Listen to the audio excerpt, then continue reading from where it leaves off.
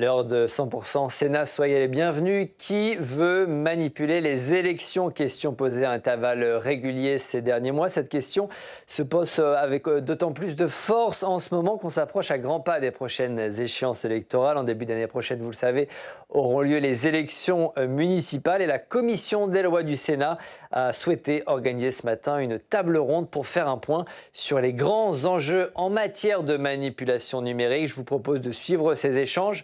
On en reparle juste après.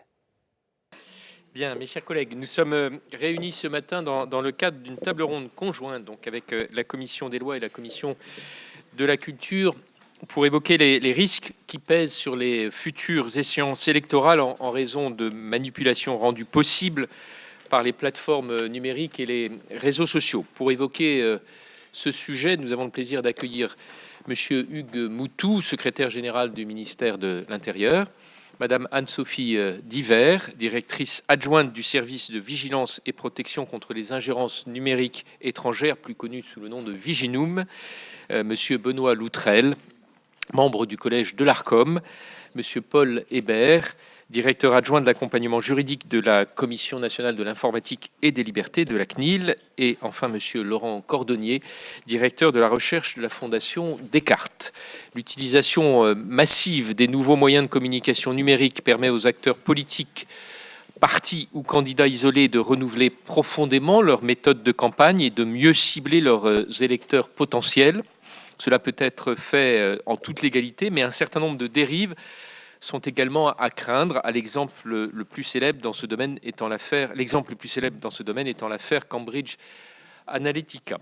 Ces mêmes outils numériques rendent également possible des agissements plus occultes avec des intermédiaires pas toujours identifiables ni rattachables à des acteurs politiques connus, mettant en œuvre des manipulations algorithmiques ou instrumentalisant des influenceurs. On pense à l'affaire de l'élection présidentielle roumaine en 2024, lors de laquelle une campagne d'influenceurs rémunérés sur TikTok a fortement contribué à l'élection d'un candidat surprise.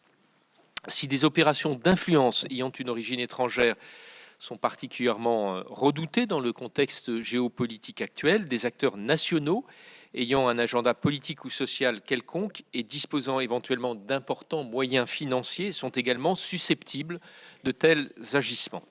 Vous pourrez nous dire à quel degré notre pays est d'ores et déjà menacé par ces phénomènes qui peuvent porter atteinte à des valeurs démocratiques essentielles comme le pluralisme ou la sincérité des élections.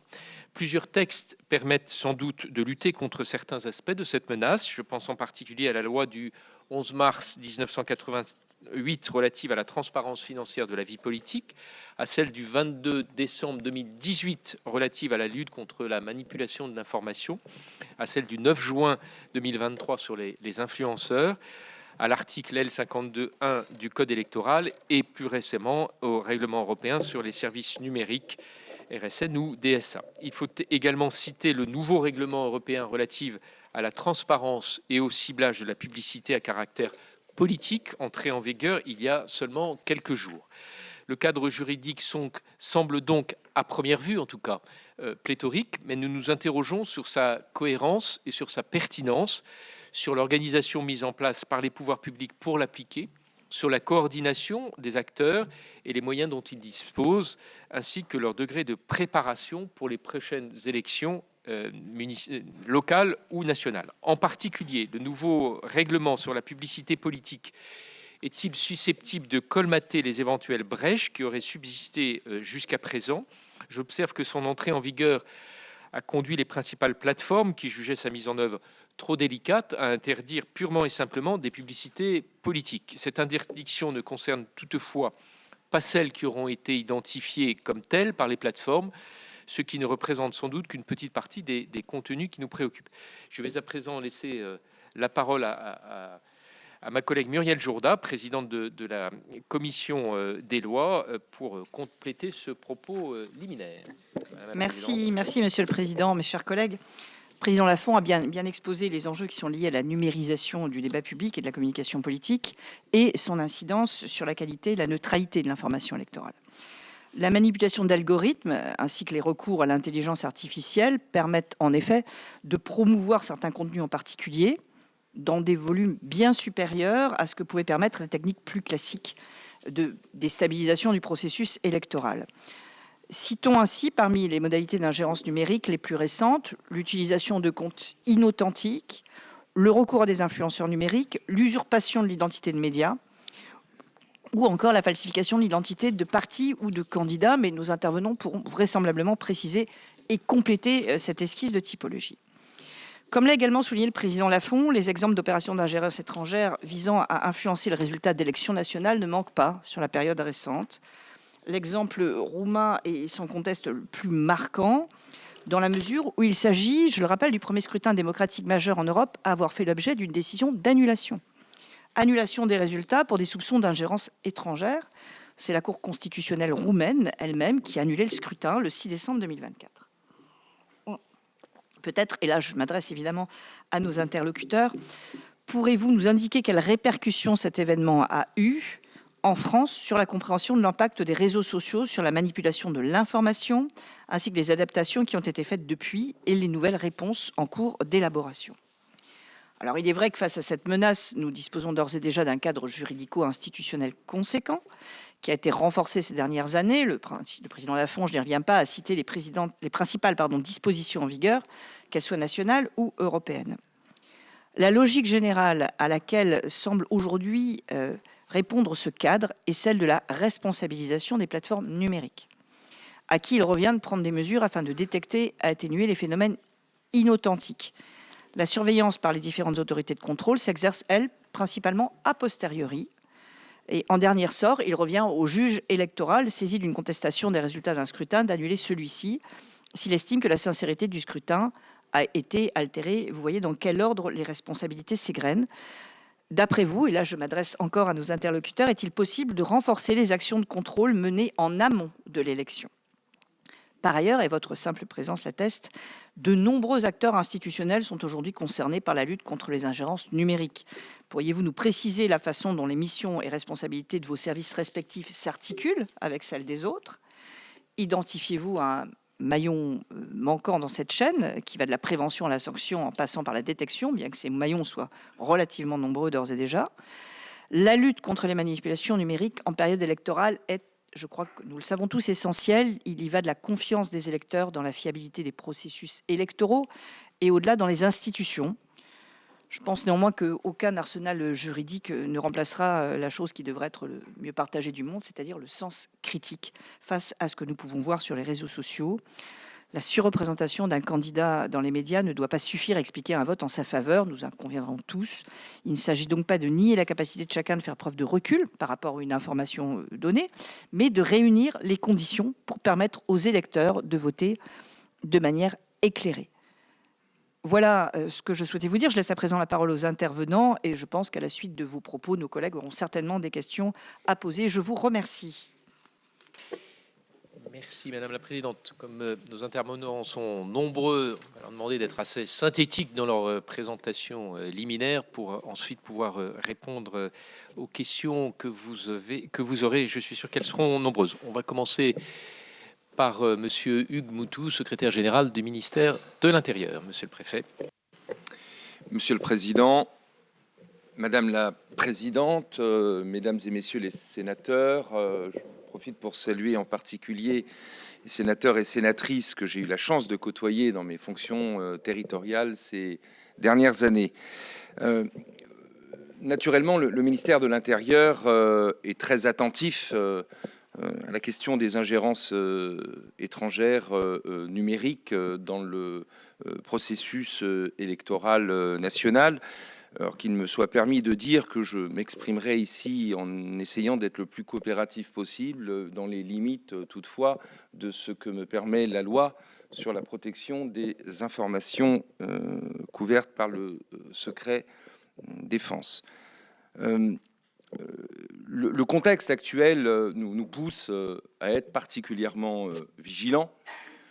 Contexte de la guerre en Ukraine, le contexte de très fortes tensions géopolitiques et l'agressivité numérique de puissances hostiles n'est plus à démontrer. le fait que la France soit une cible prioritaire pour un certain nombre de ces puissances n'est pas à démontrer non plus, compte tenu de son activisme sur la scène internationale, du fait que c'est une puissance militaire majeure et, j'allais dire, du fait de son histoire. Donc nous sommes en première ligne, vous le savez, face à ces menaces que l'on va qualifier d'hybrides. Le contexte a été récemment rappelé dans le cadre des travaux de la revue nationale stratégique, avec le scénario prioritaire qui a été esquissé par les rapporteurs et notamment le secrétaire général, le GDSN, pardon. Donc avec un conflit aux frontières de l'Est de haute intensité et une rétroaction avec des attaques hybrides sur le territoire national. Donc voilà le contexte général. Vous dire très sommairement pour ces propos liminaires que on peut distinguer deux types de menaces, à notre avis.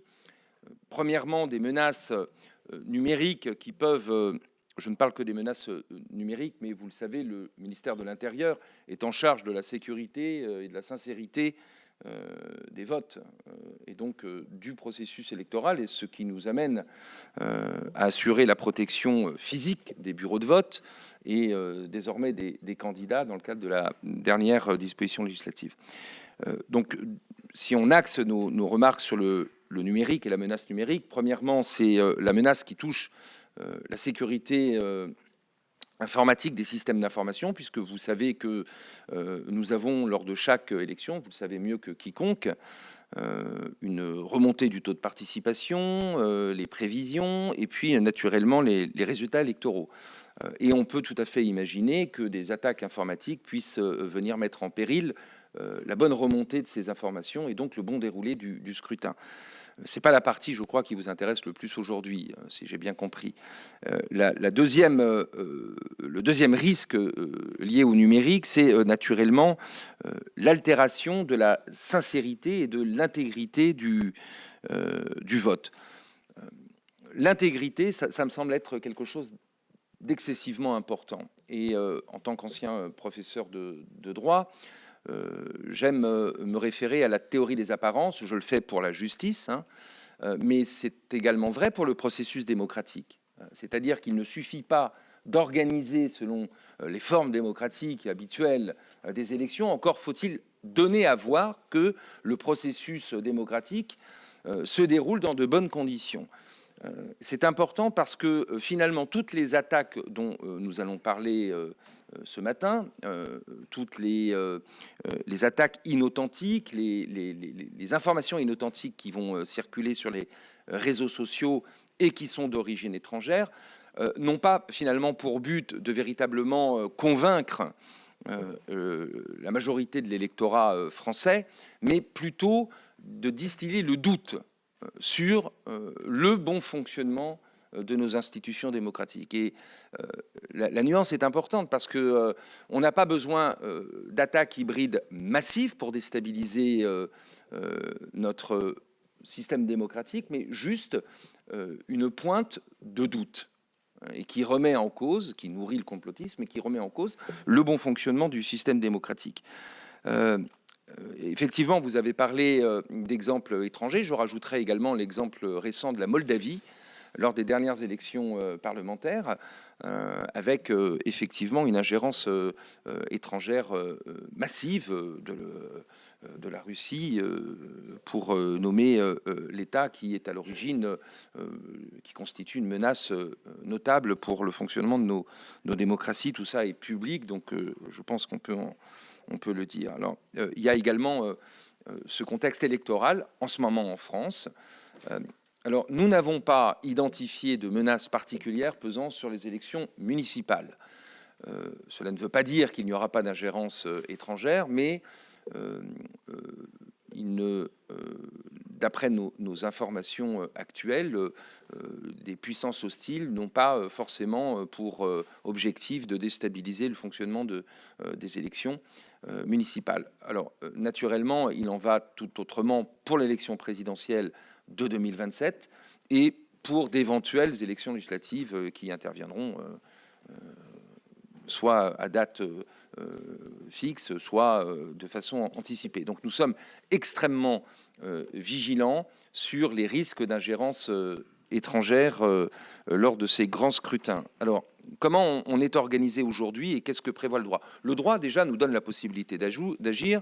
Je rappellerai que l'article L 163-2 du Code électoral prévoit un dispositif qui n'a pas aujourd'hui été utilisé, on va dire, abondamment.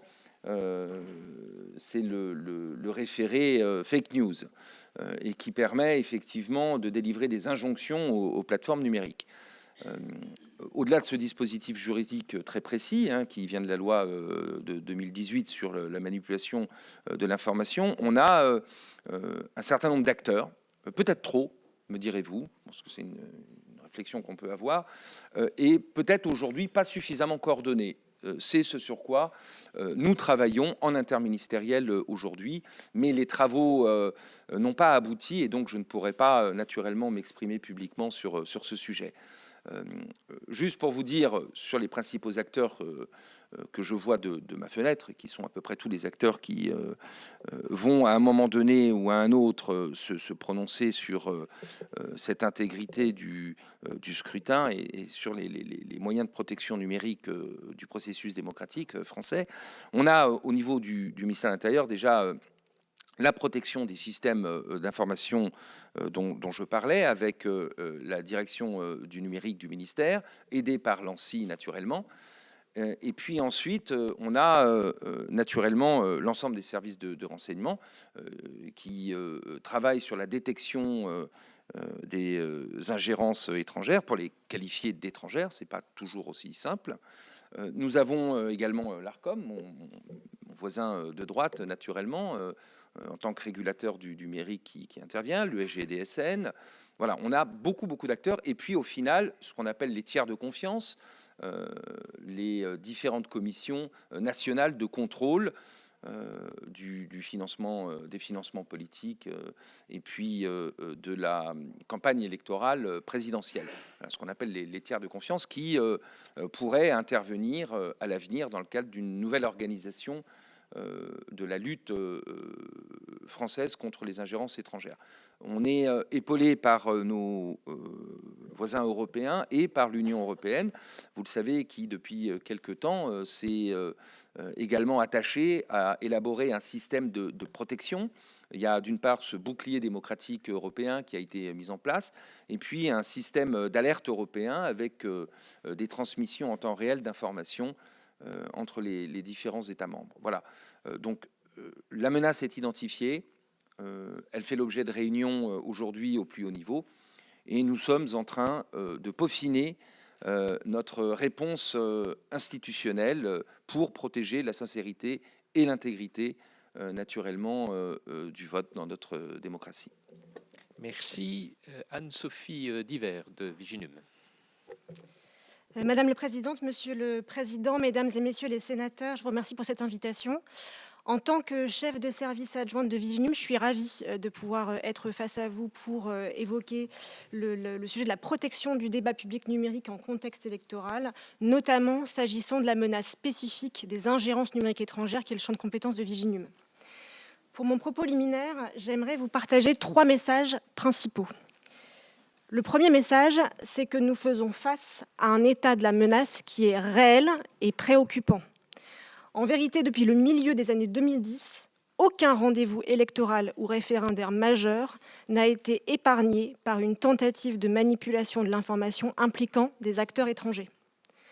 Ce que nous observons chez Viginum, c'est que plus largement, la menace informationnelle constitue désormais une menace permanente, omniprésente et croissante. Nous assistons en effet, comme l'évoquait le secrétaire général, M. Moutou, depuis 2022 à l'émergence d'une conflictualité numérique globale qui s'intensifie et dans laquelle les opérations d'ingérence numérique étrangère sont un instrument privilégié au service de stratégies de puissance qui est mobilisé par des acteurs étrangers étatiques ou non étatiques qui cherchent à peser sur tous nos débats publics démocratiques en exploitant nos principes d'ouverture et de transparence. Et cette menace, même si elle n'y est pas circonscrite, elle s'incarne de manière emblématique lors de nos grands rendez-vous démocratiques que sont les élections. Donc pour donner plus de corps à mon propos, j'aimerais démarrer par vous donner un panorama de l'état de la menace informationnelle en contexte électoral tel que nous l'observons et nous l'avons observé chez Viginum depuis 2021. En fait, nous observons principalement 4 stratégies hostiles qui sont mises en œuvre par des acteurs étrangers malveillants dans le champ informationnel. La première stratégie, c'est celle qui va viser à polariser l'opinion publique autour de thématiques clivantes qui peuvent influencer le comportement des électeurs. La deuxième stratégie, c'est celle qui va viser à décrédibiliser la procédure électorale en elle-même, en insinuant que cette procédure est illégitime, défaillante ou frauduleuse. Vous vous souvenez probablement des narratifs style de vote que nous avions observés outre-Atlantique autour des élections de 2020. La troisième stratégie, c'est l'alimentation de la défiance à l'égard des médias d'information traditionnels. L'idée ici, c'est de cibler un des symboles majeurs de la démocratie que sont les médias libres, pour pouvoir attirer une partie des audiences de ces médias vers des médias alternatifs qui sont susceptibles d'être manipulés par des acteurs étrangers. Et enfin, la quatrième et dernière stratégie, c'est l'exposition réputationnelle de candidats ou de partis politiques impliqués dans la campagne électorale. Je serais heureuse de revenir davantage dans les questions sur la manifestation observable de ces stratégies. Et donc, fort de ces constats, en vérité, la question cruciale, elle n'est pas de savoir si ou quand nos prochains rendez-vous électoraux seront visés par ces menaces, mais quel est l'impact de ces opérations sur la sincérité du scrutin. Mon deuxième message est que face à ces opérations d'ingérence numérique étrangère, la France s'est dotée de moyens d'agir depuis 2021 avec un dispositif national de protection que je juge efficace. C'est en effet au titre de son décret de création de 2021 que Viginum est compétent pour exercer 3 missions principales face à cette menace des ingérences numériques étrangères pour protéger les processus électoraux. La première mission de Viginum en contexte électoral face à ces ingérences numériques étrangères, c'est premièrement de les détecter et de les caractériser. Donc ces opérations qui sont susceptibles d'altérer l'information des citoyens pendant la période électorale.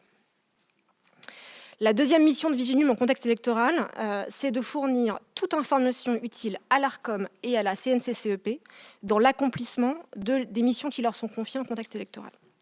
Et enfin, troisièmement, d'assister le SGDSN dans sa mission de coordination et d'animation des travaux interministériels en matière de protection contre ces opérations, et notamment en contexte électoral. Et donc, par ailleurs, depuis donc, la prise de conscience du risque d'ingérence qui pèse sur nos rendez-vous démocratiques, et notamment lors des Macron Leaks de 2017, une coordination interministérielle s'est mise en place sous la coordination du SGDSN, qui a été renforcée en 2021 avec la création de Viginum et la mise en place d'une gouvernance qui intègre plusieurs partenaires interministériels, et notamment le ministère de l'Intérieur.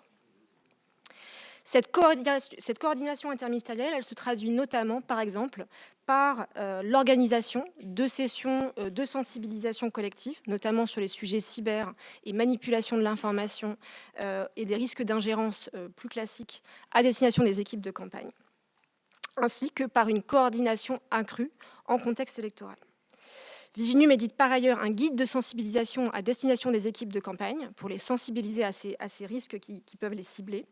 Et par ailleurs, en lien avec l'ARCOM, nous sollicitons également les plateformes en amont des élections pour qu'elles puissent nous rendre compte du dispositif de protection qu'elles ont mis en place.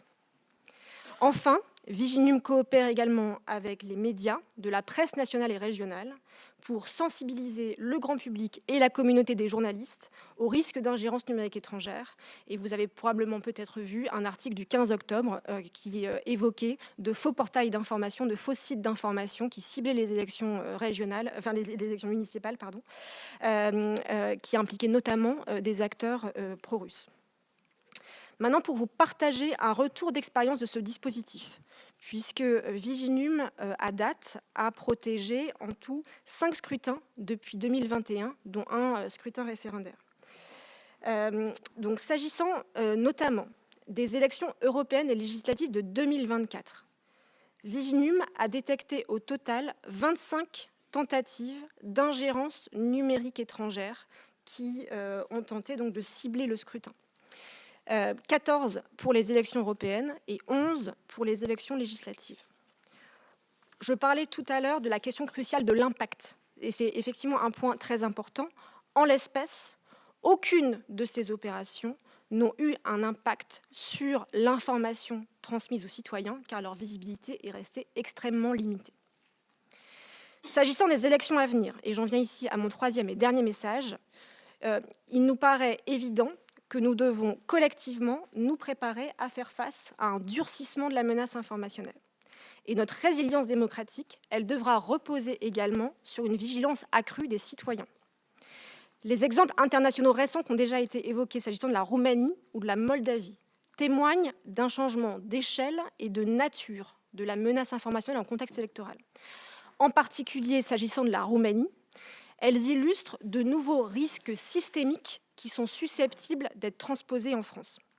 C'est ce que nous avons indiqué dans le rapport public que nous avons publié sur la Roumanie en février 2025, puisqu'ont été mis en œuvre des leviers de deux natures, des manipulations de l'algorithme de recommandation par le biais de manœuvres d'astroturfing, donc de contenus qui sont massivement publiés par des réseaux de faux comptes, ainsi que le recours dissimulé à des influenceurs. Et donc, fort des enseignements de ces scrutins, et face à l'évolution structurelle du niveau de menace informationnelle, il nous semble donc que les démocraties sont confrontées à deux enjeux majeurs pour protéger leur grand rendez-vous démocratique. D'une part, une action qui doit être plus préventive et plus transparente à l'égard des citoyens, et d'autre part, une vigilance accrue à l'égard du rôle des plateformes. Pour ce faire, des bonnes pratiques mises en œuvre par certains de nos partenaires internationaux, je pense notamment au Canada, peuvent être des sources d'inspiration pour disposer d'une structure pouvant apprécier le risque d'impact et pouvant communiquer au grand public en amont et pendant la campagne électorale. J'en ai terminé. Merci. Merci, Madame. Benoît Loutrel, membre du Collège de l'Arcom. Merci, Monsieur le Président. Madame la Présidente, Mesdames et Messieurs les sénateurs, je voudrais brièvement brosser le décor vu de l'Arcom.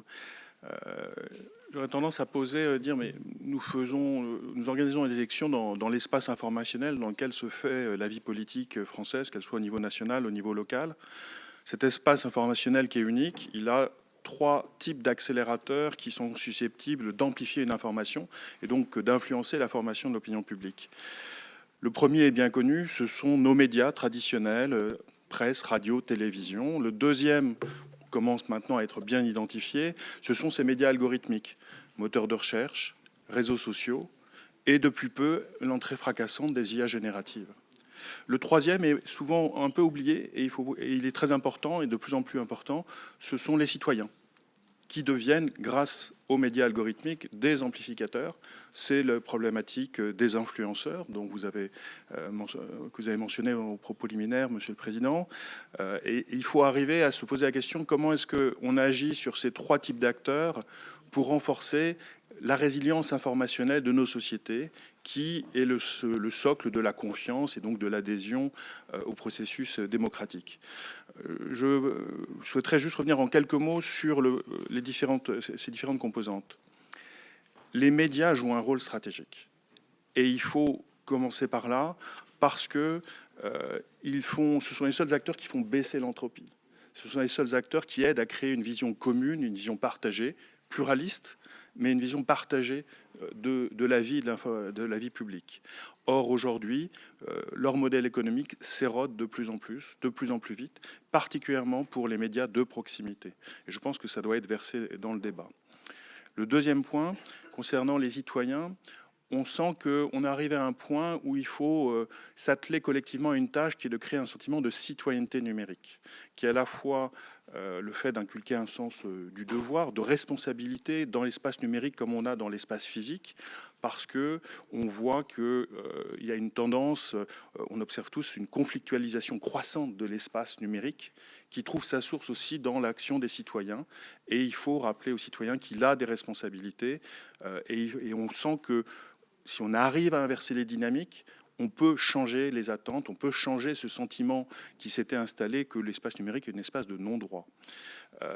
Les citoyens, c'est aussi travailler à la citoyenneté numérique, c'est aussi développer un sens critique qui est extrêmement important et qui fera partie de la résilience informationnelle de nos sociétés face à des tentatives d'ingérence. Il faut enseigner le sens critique, il faut enseigner à savoir utiliser à bon escient les intelligences artificielles génératives, garder en tête que les plus jeunes générations sont nées nativement dans ce monde et sont déjà ont des modes, s'informent de manière totalement différente de tous les gens qui sont présents, je pense, dans cette salle, et qu'il faut aller chercher, construire ce sens critique, parce qu'on voit déjà que les IA génératives ne sont pas neutres. Je fais référence brièvement à ce qu'on a pu observer sur l'intelligence générative Grok de Twitter, de X, qui, pendant quelques semaines en septembre, a vu son paramétrage modifié, et on a pu voir qu'une intelligence artificielle peut avoir une vision différente du monde suivant les paramètres qu'on met dedans. Donc il y a une urgence là.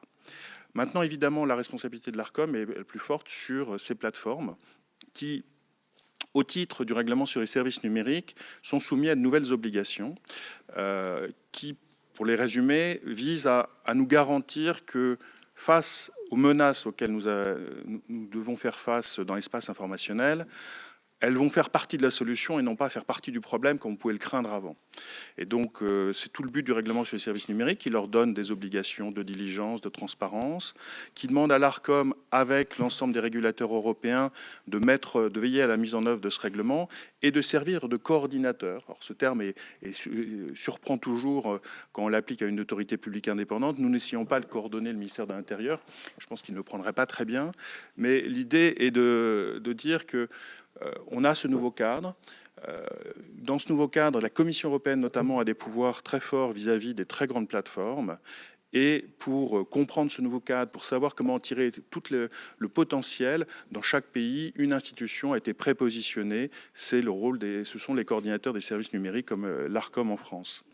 Ce qui fait que très concrètement, pour préparer les échéances électorales, nous travaillons avec la Commission européenne pour mettre en ordre de bataille les différentes plateformes et être capable de leur demander de se mettre en relation avec les différentes autorités publiques nationales. Monsieur le secrétaire général a fait référence aux tiers de confiance. Nous jouons le même rôle pour prépositionner les plateformes en leur disant pour une élection présidentielle, la CNCCEP va apparaître puisqu'elle n'est pas une instance permanente. Merci de vous préparer et d'être prêt à répondre à ces demandes et d'être mis en coordination. Nous assurons aussi ce rôle vis-à-vis de la commission des sondages qui joue un rôle important dans toutes les élections et qui, vous pouvez les voir sur son site web, a déjà commencé à travailler sur les élections municipales et lutter contre la diffusion de faux sondages. En allant de l'avant, nous avons aussi des instruments plus puissants et qui demandent une mobilisation dans la durée. Et je prends l'élection municipale qui vient là comme le début d'un travail qui va devoir s'inscrire dans la durée. Et ce sont tous les travaux qui vont pouvoir être menés grâce au règlement sur les services numériques et grâce au nouveau règlement sur la publicité politique pour mieux comprendre notre espace informationnel. Donc dans ces deux règlements, vous avez une série d'obligations qui vont permettre notamment d'observer toutes les publicités politiques dans un champ très très large pour le règlement publicité politique et toute publicité dans le règlement sur les services numériques, mais pour quelques très grands acteurs. Et je pense que c'est important de bien comprendre à quoi servent ces instruments. Le rôle des régulateurs, c'est d'obtenir que les plateformes créent ces bases de données, qu'elles soient accessibles par tout le monde. Mais pour répondre à votre question, si on s'arrête là, on n'a rien obtenu. Il faut enchaîner avec la deuxième phase qui doit s'organiser dans chaque pays, qui est de dire, mais maintenant, comment est-ce qu'on mobilise nos écosystèmes pour utiliser ces nouvelles sources d'information et caractériser ce qui se passe dans l'espace informationnel. Qui a recours à la publicité politique, là où elle est autorisée au sens européen, elle a une vision beaucoup plus large qu'au sens du droit français, donc il y a une partie qui est qualifiée de politique au droit européen, mais qui ne l'est pas en France et donc qui est bien légale en France. Comment est-ce que c'est utilisé? Si la semaine prochaine, quelqu'un utilise un budget de 200 000 € pour faire un ciblage d'une publicité qui a vise à avoir un impact sur le débat public, sur une ville en particulier, il est important de le savoir. Si c'est est-ce que c'est pour annoncer l'ouverture d'un nouveau centre commercial? Il n'y a pas de problème. Si c'est pour peser sur le débat public, au moins, on veut le savoir et au moins l'identifier. Et donc ces bases de données, elles vont exister. Au début, elles ne vont pas fonctionner parce que ça se construit de la donnée. Il va falloir les roder. Mais la question est qui finance les travaux des chercheurs?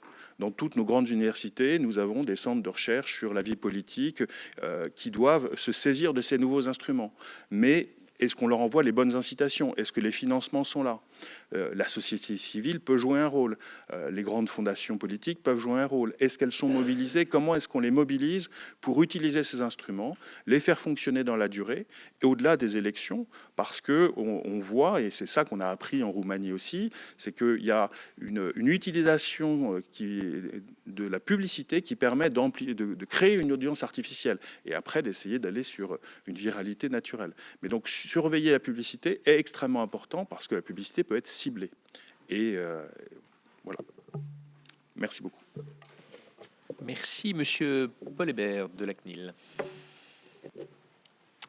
Monsieur le Président, Madame la Présidente, Mesdames et Messieurs les sénateurs, je vous remercie d'avoir invité la CNIL à cette table ronde. Je vais vous donner quelques éléments du point de vue de la CNIL. Pardon, vous m'entendez là? Pardon, excusez-moi.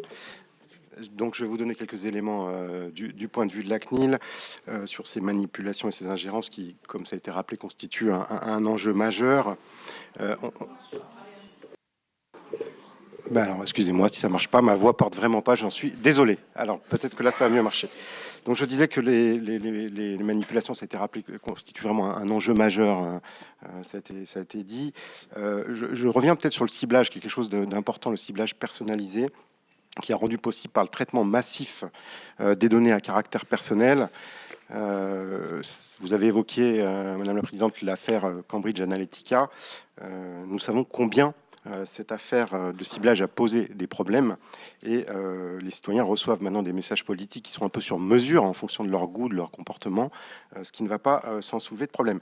Alors, ce ciblage, quand il est opaque et excessif, ça pose bien évidemment des sujets en termes de vie privée pour la CNIL, mais pas seulement, également des problèmes en termes de sincérité des débats, comme ça a été souligné. S'ajoute à ça, vous l'avez également rappelé, Madame la Présidente, l'intelligence artificielle qui vient accélérer un peu toutes ces problématiques, et notamment l'intelligence artificielle générative qui permet de produire des contenus de manière extrêmement rapide et avec une qualité, je dirais, hors norme. Voilà, donc sur ces travaux, je vous renvoie d'ailleurs aux travaux qui ont été menés par le LINC, qui est le laboratoire d'innovation et de prospective de la CNIL, qui a mené un travail sur l'intelligence artificielle et l'impact sur les élections, qui est assez intéressant avec un point de vue, je dirais, plutôt scientifique et sociologique, plus que juridique. Alors, le rôle de la CNIL dans ce sujet, la CNIL joue un rôle vraiment majeur, bien sûr, mais en matière de lutte contre les ingérences.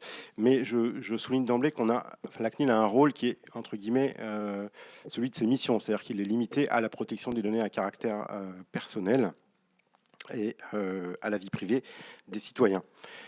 Vous l'avez également évoqué, Monsieur le Président, le cadre juridique a beaucoup évolué ces dernières années. Je ne vais pas rentrer dans le détail, mais si le nombre de textes ces dernières années a explosé, outre le RGPD que la CNIL applique, je dirais, c'est dans son ADN. Nous avons le règlement sur les services numériques qui a été évoqué, mais aussi le règlement sur la transparence et le ciblage de la publicité politique, qui est un texte très récent, puisqu'il il est entré en application depuis 3 semaines, et le règlement sur l'intelligence artificielle. Donc tous ces textes constituent un cadre juridique qui est nouveau, qui vise vraiment à accroître la transparence et augmenter la responsabilité des acteurs. Et la CNIL, sur ces textes-là, joue un rôle central en matière de protection des données et de surveillance des traitements qui sont mis en œuvre par l'ensemble des acteurs lorsqu'ils touchent à des données à caractère personnel. Donc la CNIL va bien sûr contribuer à appliquer ces textes qui sont reconnaissons-le, assez complexe, avec les autorités compétentes, comme l'ARCOM, bien sûr, pour arriver à une mise en œuvre cohérente. Vous avez souligné dans vos propos introductifs cet aspect-là. C'est un point important pour la CNIL. Il faut que l'application de ce texte soit cohérente et fasse l'objet je dirais, d'une interrégulation assez forte. Je précise que le texte, enfin la difficulté aussi, c'est que ce cadre juridique n'est pas complètement stabilisé, puisqu'on attend encore un certain nombre d'éléments au niveau de la loi pour préciser parfois les compétences de manière plus fine. Voilà. Rapidement, je vais évoquer quand même le règlement sur la transparence et le ciblage de la publicité politique, puisque c'est un texte qui va introduire des obligations nouvelles pour l'ensemble des acteurs, y compris pour les partis politiques et les candidats. Donc, il y aura un impact forcément pour les municipales à venir. Et en particulier, la CNIL est compétente sur les articles 18 et 19 de ce texte, donc pas sur tout le texte, mais sur ces deux articles-là, qui prévoient que l'utilisation des techniques de ciblage est autorisée seulement à certaines conditions. Je les évoque très vite, mais il faut que la collecte des données, par exemple, soit faite auprès de la personne concernée. Il faut avoir obtenu son consentement. Donc ça, c'est assez nouveau. On était dans un mécanisme auparavant qui était plutôt fondé sur le droit d'opposition. Donc c'est quelque chose qui est assez nouveau. Le profilage aussi le profilage qui porte sur des données à caractère sensible, donc des données qui font apparaître notamment la prétendue origine raciale ou religieuse ou l'état de santé, ce profilage-là est interdit. C'est d'ailleurs comme la même chose pour le DSA. Et enfin, que ça a été souligné par l'ARCOM, il va y avoir un mécanisme d'information qui sera important, de tenue de registre qu'il faudra vérifier, où on aura un certain nombre d'informations sur ces campagnes de ciblage. Et donc les autorités pourront accéder à ces informations. Alors, face à ce nouveau cadre juridique, vous l'avez souligné, c'est important de pouvoir contrôler en amont et sensibiliser en amont l'ensemble des acteurs. Et là-dessus, la CNIL a mis en place un plan d'action qui, je dirais, est articulé autour de deux axes. Le premier, c'est informer, bien sûr, et accompagner les différents acteurs concernés. La CNIL a notamment publié le 21 octobre dernier 6 fiches pratiques destinées à l'ensemble des acteurs et notamment aux candidats et aux partis politiques. Ça a été fait d'ailleurs après consultation de ces partis politiques et après concertation avec l'ARCOM. Et ces fiches viennent clarifier un peu clarifier les règles applicables par ce règlement et donner les bonnes pratiques et aussi les pratiques interdites. Donc c'est vraiment, je dirais, des fiches qui visent à sensibiliser les différents acteurs. Et ces fiches, d'ailleurs, qui visent à sensibiliser les élus, seront présentées lors du Salon des maires. Je ne rentre pas dans le détail, mais on mènera un certain nombre d'actions avec l'Association des maires de France et notre partenariat que nous avons avec la Revue des maires de France. Voilà, la sensibilisation, elle porte aussi, ça a été évoqué, mais je le souligne, c'est important, sur la cybersécurité.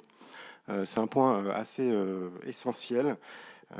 Et je souligne que la CNIL, depuis déjà un certain nombre d'années, le guide a été mis à jour, fait un guide avec cybermalveillance sur les risques cyber et les obligations cyber des collectivités territoriales. Donc c'est un élément important sur le sujet qui vous intéresse.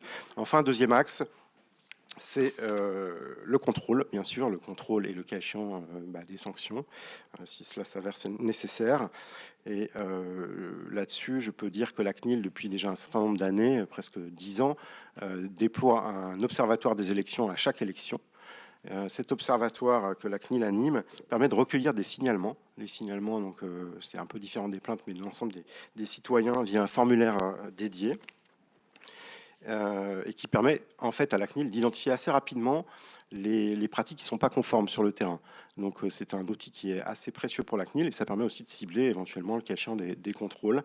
Voilà, pour vous donner quelques chiffres, lors des élections européennes, en 2024, la CNIL avait reçu 167 signalements, dont 146 qui concernaient des opérations de prospection par SMS. Donc à l'époque, il n'y avait pas non plus le nouveau règlement européen. Et on avait enregistré 12 plaintes et prononcé 4 rappels à la loi. Lors des législatives anticipées, la période était beaucoup plus courte. Le volume des signalements était par contre nettement plus fort, 462 signalements. donc une hausse de 60% et 42 plaintes qui ont donné lieu à 4 contrôles et des procédures qui sont toujours en cours. Voilà, donc ces chiffres ces chiffres traduisent la mobilisation croissante à la fois des électeurs qui nous remontent des éléments et bien sûr la vigilance de la CNIL. Voilà, donc dans ce contexte marqué par l'essor de l'intelligence artificielle et les nouvelles formes de manipulation, la CNIL en tout cas entend assumer son rôle qui est le sien et protéger les données à caractère personnel des citoyens. Je vous remercie. Merci. Et enfin, Laurent Cordonnier, qui est directeur de la recherche de la Fondation Descartes. Madame la Présidente, Monsieur le Président, Mesdames et Messieurs les sénatrices et sénateurs, nous le savons tous, ça a été abondamment évoqué, les réseaux sociaux sont devenus aujourd'hui un lieu d'information et d'expression pour une partie de nos concitoyens. C'est également devenu un des lieux du débat public. Ils permettent à tout un chacun d'exposer publiquement et librement ses opinions et ses idées, d'y être exposé à des opinions et des idées différentes et d'en débattre. En cela, les réseaux sociaux auraient dû même constituer un formidable outil démocratique. Pourtant, en raison notamment de leur logique d'éditorialisation algorithmique de l'actualité et des opinions, basée sur la seule captation de l'attention, les réseaux sociaux se transforment bien souvent en machines de mésinformation et de polarisation. Sur quantité de sujets d'actualité, leurs utilisateurs sont surexposés aux points de vue les plus extrêmes et à des informations erronées, partielles ou trompeuses, ainsi qu'à des fils d'actualité hyper partisans. Et en l'état actuel de leur fonctionnement, les réseaux sociaux constituent également un canal idéal pour des tentatives de manipulation des opinions, tant d'origine interne qu'extérieure. Cela a été abondamment démontré sur des sujets tels que le dérèglement climatique, par exemple. Des armées de faux comptes, plus ou moins automatisées et robotisées, sont utilisées pour diffuser très massivement des informations fausses et pour entretenir le doute sur la réalité du changement climatique anthropique. Et plus généralement, Viginum met régulièrement au jour des campagnes d'ingérence informationnelle étrangère dans les espaces numériques français. Alors, si l'existence de telles campagnes visant à manipuler les représentations et les opinions des Français ne fait aujourd'hui plus aucun doute, ce que l'on sait moins, c'est la nature et l'ampleur exacte de leurs effets réels sur la population. Et puisque vous évoquiez le cas roumain, Madame la Présidente, par exemple, dans ce cas-là, ou dans celui de Cambridge Analytica, il est très difficile d'estimer l'impact que ces campagnes ont pu avoir en termes de vote sonnant et trébuchant, j'aurais envie de dire. Comment, par exemple, en Roumanie, imaginer qu'une campagne aussi massive et intelligente, j'ai envie de dire, fut-elle, ait pu permettre à un candidat de passer de quelques pourcents à 25% à elle seule, c'est très difficile à imaginer. Sur les cas plus anciens, comme celui de Cambridge Analytica, pour vous donner un peu une idée de la difficulté d'estimer les effets réels de ce genre de campagne, on n'a aujourd'hui aucun consensus au sein de la communauté scientifique sur l'impact qu'a eu cette campagne. On ne sait pas dire aujourd'hui si et dans quelle mesure ça a influencé le vote. Les études sont nombreuses sur le cas. Je vous invite à lire la littérature scientifique pléthorique sur la question. Et les conclusions sont autant diverses que le nombre d'articles qui sont publiés régulièrement. Ça ne veut pas dire qu'il n'y a pas d'impact. Ça veut dire évidemment qu'ils sont difficiles à estimer. Et la difficulté d'estimer ces impacts ne vient pas de nulle part. C'est effectivement le comportement électoral est un comportement aux paramètres multiples. L'information, voire la mésinformation et désinformation, fait partie des paramètres qui rentrent dans le jeu. Et il est très difficile de distinguer lequel de ces paramètres peut influencer sur le comportement électoral final d'une personne. Et de plus, la recherche a montré qu'il n'existe pas un lien mécanique, bien heureusement, et on le sait tous, entre le fait d'être exposé à un message trompeur et le fait d'y croire. De très nombreux facteurs socio-cognitifs peuvent rendre les individus plus ou moins perméables ou au contraire plus ou moins résilients face aux informations trompeuses ou manipulatoires. Et un facteur important est celui des connaissances préalables qu'ont les individus sur le sujet concerné. Il se trouve que dans leur ensemble, les Français s'informent encore très majoritairement hors des réseaux sociaux via les médias traditionnels aujourd'hui. Et même au sein de populations plus jeunes. Par exemple, le Clémy-Sup a publié l'année dernière une étude où il montrait que le premier canal d'information sur l'actualité des lycéens demeurait le journal de 20 heures. Alors ça peut nous paraître surprenant parce qu'on a une conception de jeunes collés uniquement à leur smartphone, mais il ne faut pas oublier que les lycéens vivent pour la plupart d'entre eux chez leurs parents et donc regardent les 20 heures avec leurs parents. Le 20 heures, les trois principaux 20 heures, c'est tous les soirs en France, un peu moins de 10 millions de personnes qui les regardent. juste ces plages horaires-là d'information, sans compter les matinales, etc., etc. Vous imaginez l'impact en fait des médias traditionnels encore aujourd'hui sur la population française. Cela fait que les Français sont très certainement davantage exposés sur bien des sujets à des informations globalement fiables qu'à de la mésinformation, et c'est bien heureux. Là où les campagnes de manipulation deviennent le plus dangereuses, en quelque sorte, c'est lorsqu'elles parviennent à s'infiltrer dans les médias traditionnels. En effet, les Français, et les études le montrent, font bien davantage confiance aux médias traditionnels qu'aux réseaux sociaux sur les questions d'actualité. Peut-être que cela évoluera, mais pour l'instant, c'est encore le cas. Et ils sont bien davantage exposés aux médias traditionnels qu'aux réseaux sociaux. Donc le problème réellement se produit lorsque des campagnes d'ingérence informationnelle ou des campagnes de manipulation parviennent à passer le filtre du gatekeeping des médias traditionnels. Parce que là, leur force de frappe devient immense. On peut évoquer le cas des punaises de lit, hein, cette affaire à la veille des JO. On voit bien que cette affaire a traîné sur les réseaux sociaux avant d'être exposée dans les médias traditionnels, et c'est leur exposition qui a eu un effet vraiment massif sur la population. Je ne sais pas si vous vous rappelez, mais personnellement, je n'osais plus m'asseoir dans le métro de peur de ramener des punaises de lit chez moi. Et évidemment que se sont greffés sur cette histoire toutes sortes d'autres sujets de polarisation. C'est pourquoi il est important, à mon avis, d'aider les médias à ne pas devenir les relais involontaires de campagnes de manipulation. Et donc, c'est peut-être ce que peut permettre d'amener certaines initiatives de la société civile, telles que la Fondation Descartes que je représente aujourd'hui, avec des initiatives qui nous permettent, c'est un projet qu'on est en train de développer, qui est déjà bien avancé, qui nous permet de observer au quotidien les nouveaux récits qui émergent sur les réseaux sociaux et de détecter très rapidement si ces nouveaux récits sont poussés de manière artificielle. Car c'est vraiment là qu'ils deviennent problématiques en perturbant le débat démocratique. C'est lorsque tout à coup des comptes commencent à être automatisés, etc., pour pousser un récit qui n'aurait pas eu autrement de visibilité sur les réseaux sociaux. Si on parvient à détecter très rapidement l'émergence de ces nouveaux récits, sans se prononcer d'ailleurs sur leur véracité ou non, la question n'est pas de savoir si c'est vrai ou non, la question c'est de savoir s'ils sont poussés de manière artificielle et donc viennent fausser les règles et du jeu du débat démocratique. Si c'est le cas, le projet que nous portons au sein de la Fondation, l'un des projets consiste à ce moment-là à adresser une alerte aux médias en leur disant attention, ce récit qui commence à circuler et à se diffuser sur les réseaux sociaux est poussé de manière artificielle. Faites, médias, de cette information qu'on vous communique ce que vous voulez, mais sachez qu'il y a probablement une tentative inauthentique derrière ce récit. Et donc, ça, c'est probablement un des rôles que peut avoir la société civile, peut-être plus facilement que des structures étatiques, j'ai envie de dire, parce que, bien évidemment, qu'il est difficile pour des structures étatiques de s'adresser aux médias en leur disant « attention, il ne faut peut-être pas parler de ceci ou de cela ». On comprend bien que ça peut être un sujet sensible. Un autre sujet sur lequel la société civile peut contribuer à lutter contre ces menaces informationnelles, particulièrement en période électorale, mais pas uniquement, c'est évidemment dans cette tentative de mesure d'impact des ingérences. Parce qu'on est un peu pris entre deux dangers. Le premier danger, celui qu'on évoque tous ici et qui est très important, c'est celui de la sous-réaction face à ces campagnes de déstabilisation, qu'elles viennent de l'intérieur ou de l'extérieur. Mais le second danger serait celui d'une surréaction qui viendrait abîmer la démocratie au moment même où on cherche à la protéger, et notamment en venant réduire de trop, en fait, la liberté d'expression de nos concitoyens sur les réseaux sociaux. Et je pense que ces facteurs-là pourraient avoir un effet boomerang d'autant plus grave que certaines de ces attaques-là. Mais encore une fois, il ne s'agit pas pour moi du tout de nier ni l'existence, bien entendu, ni le danger potentiel de ces campagnes, mais d'insister sur le fait qu'il nous faut être capable de mieux estimer leurs impacts réels, dans quelles conditions leurs impacts portent, dans quelles conditions on peut les laisser filer parce qu'elles n'ont pas d'impact. Merci beaucoup, merci à nos intervenants.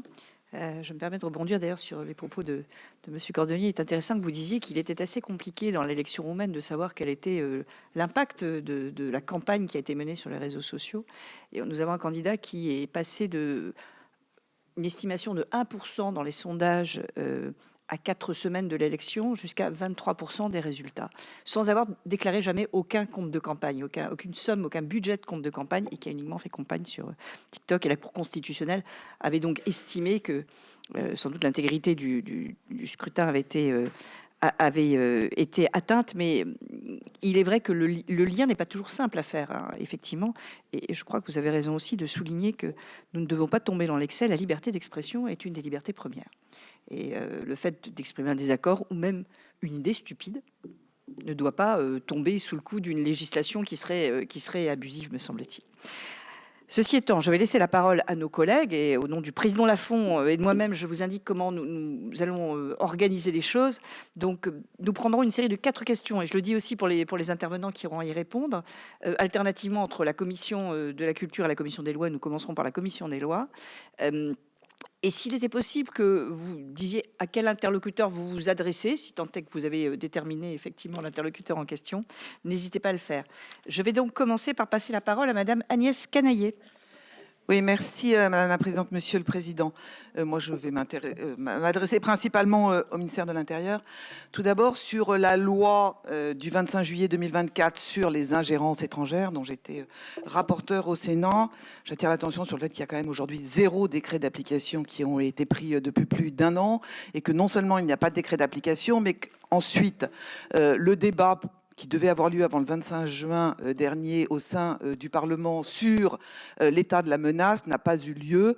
Or, on voit bien dans les échanges très intéressants que nous avons eus ce matin et qui permettent de nous acculturer à ces risques, qu'il y a une nécessité de faire prendre conscience et d'expliquer quel est l'état réel des menaces en France sur ces ingérences, qu'elles soient numériques mais pas que, puisqu'on voit bien aujourd'hui qu'il y a d'autres formes d'ingérence.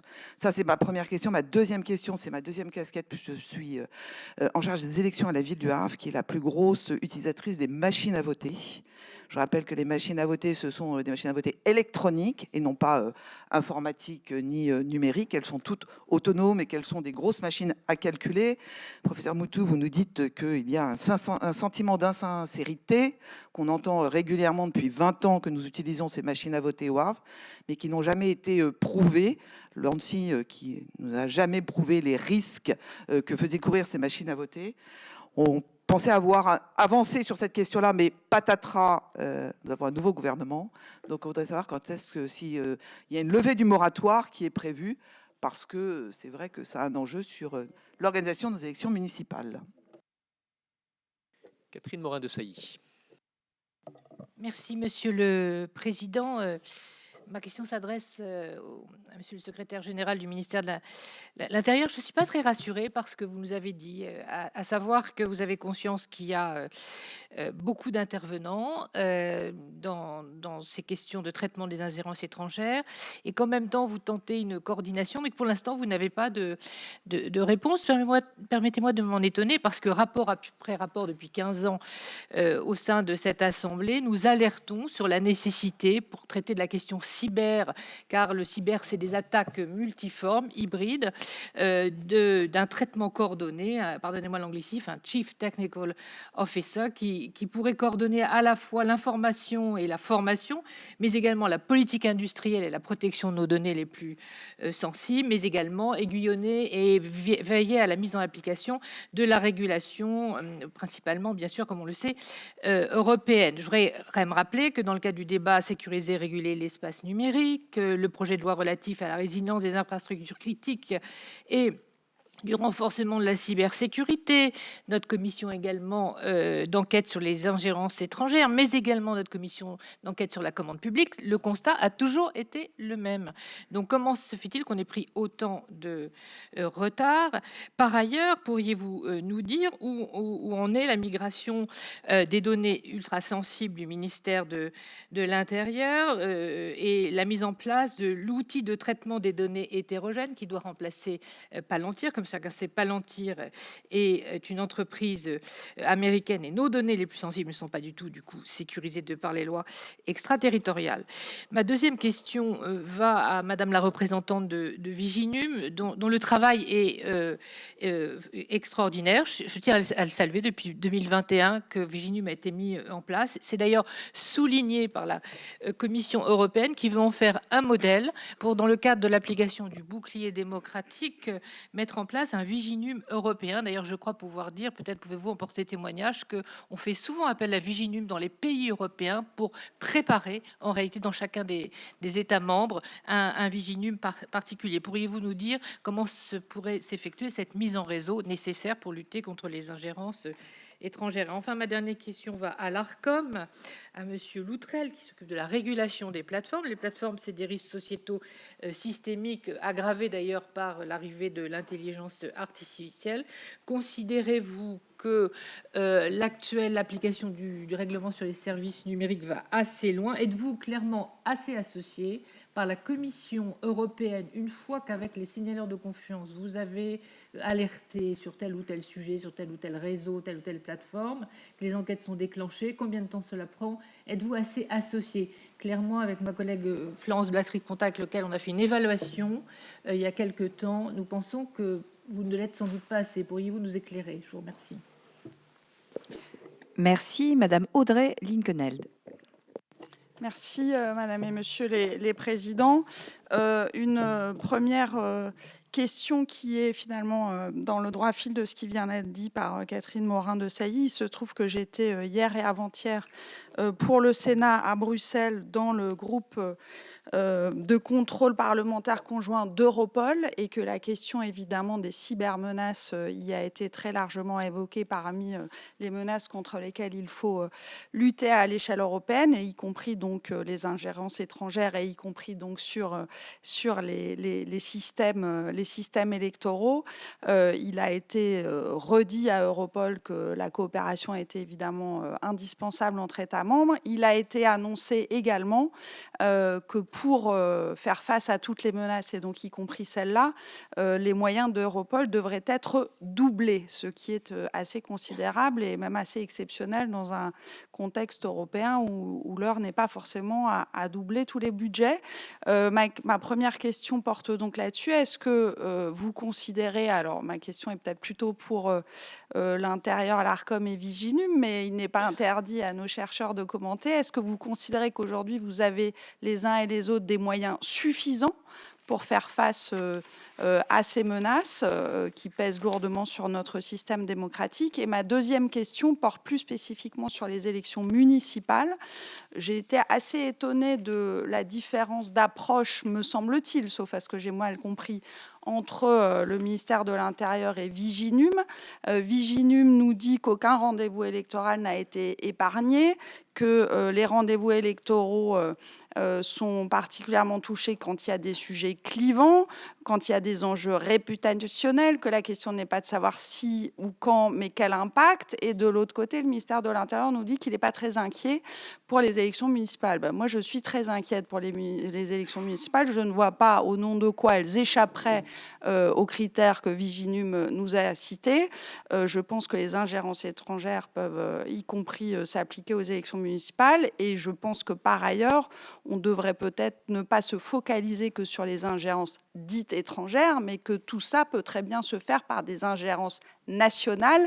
On connaît tous des réseaux, des organisations qui ont envie de peser sur notre démocratie et sur nos élections en se servant des fake news, des systèmes numériques et autres réseaux sociaux. Voilà. Donc, est-ce que vous pourriez revenir sur ce point, s'il vous plaît? Merci. Merci. Nous étions partis sur 4 questions. Nous sommes déjà à 7. Donc, nous allons repasser la parole à nos interlocuteurs pour répondre dans l'ordre peut-être des questions ou effectivement dans l'ordre des thématiques. Alors, nous commencions par les décrets d'application de Madame Canayer qui s'inquiétait de ce que ce texte n'avait pas été mis en œuvre. Oui, sur les décrets d'application, on y travaille. On a une direction des libertés publiques et des affaires juridiques qui est devenue depuis quelques années une sorte de secrétariat général bis du gouvernement avec énormément de textes de loi. Nous avons un embouteillage certain, nous essayons d'y faire face et croyez bien que les ministres de l'Intérieur successifs souhaitent que l'on puisse au plus vite sortir les décrets d'application. Beaucoup de ces décrets, naturellement, nécessitent un travail interministériel et vous le savez, ces derniers mois, le contexte politique n'a pas forcément favorisé le travail le plus rapide en la matière, mais on y travaille et on espère pouvoir produire très vite la plupart de ces décrets. Sur les machines à voter, juste pour dire qu'à ce stade, il n'y aura pas de modification, et notamment quelques mois avant les élections municipales. J'en profite peut-être pour dérouler, parce que j'ai noté les différentes interrogations qui concernaient le ministère de l'Intérieur. Il y a beaucoup d'acteurs, mais beaucoup d'acteurs spécialisés, donc on n'est pas en retard du tout en France dans la lutte contre les ingérences, loin de là. La mise en place de Viginum donne lieu à un travail très coordonné entre les différents ministères, et notamment les ministères régaliens. Donc je tiens, Madame la sénatrice, à vous rassurer. Nous ne sommes pas en retard, mais nous souhaitons prendre de l'avance et anticiper les nouvelles formes de menaces numériques qui peuvent peser sur la sincérité et l'intégrité des scrutins. Voilà pourquoi on souhaite renforcer encore plus, dans le cadre de la préparation notamment des grandes échéances de 2027, notre coordination interministérielle. Mais aujourd'hui, elle existe. Je pense que c'est un travail d'adaptation et d'évolution continue, et on souhaite ne pas avoir une guerre de retard. Voilà pourquoi on est très présent au niveau européen, et qu'on travaille tous services confondus sous la férule du SGDSN pour se montrer encore plus performant. Et vous savez, on est dans un système quand même très hiérarchisé. Des décisions doivent être prises au sommet de l'État. Elles le seront incessamment sous peu. Voilà pourquoi je ne peux pas développer plus en détail notre travail. Sur Europol, juste... on est très attentif à l'évolution de l'institution, les recrutements, le doublement du budget. La position de la France est très claire depuis de nombreux mois. Nous ne souhaitons pas que Europol devienne une agence opérationnelle. Europol est une agence qui doit apporter un soutien logistique et technologique aux forces de police dans les différents pays de l'Europe, mais elle ne doit pas se substituer aux services opérationnels, et nous ne pensons pas que l'inflation de fonctionnaires et d'agents à Europol soit forcément une source d'efficacité. Et je ne répondrai pas sur cette question conformément aux dispositions du Code pénal.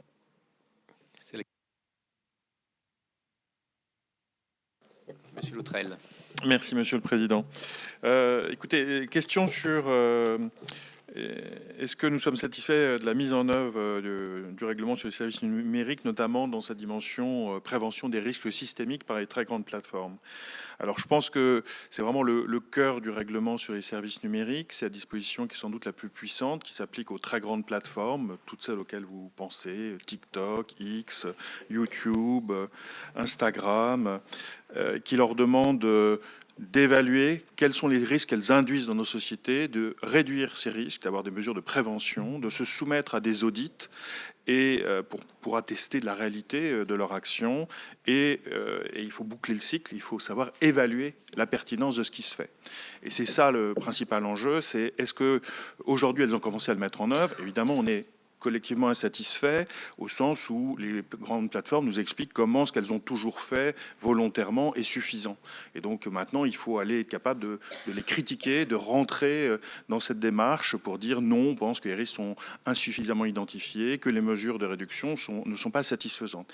Et ça, c'est un travail qui est collectif, c'est un travail qui doit être fondé sur une démarche scientifique pour montrer qu'il y a une réalité. Et je rejoins les propos de Laurent Cordonnier sur le fait qu'il faut trouver ce socle scientifique qui permettra aussi d'asseoir un rapport de force respectueux de nos principes démocratiques et donc ne pas surréagir, qui soit aussi robuste quand la Commission européenne va se retrouver devant les juridictions européennes, parce qu'on a bien compris que ces très grands acteurs ont déjà mobilisé une armée d'avocats pour réagir dès que la Commission européenne va bouger.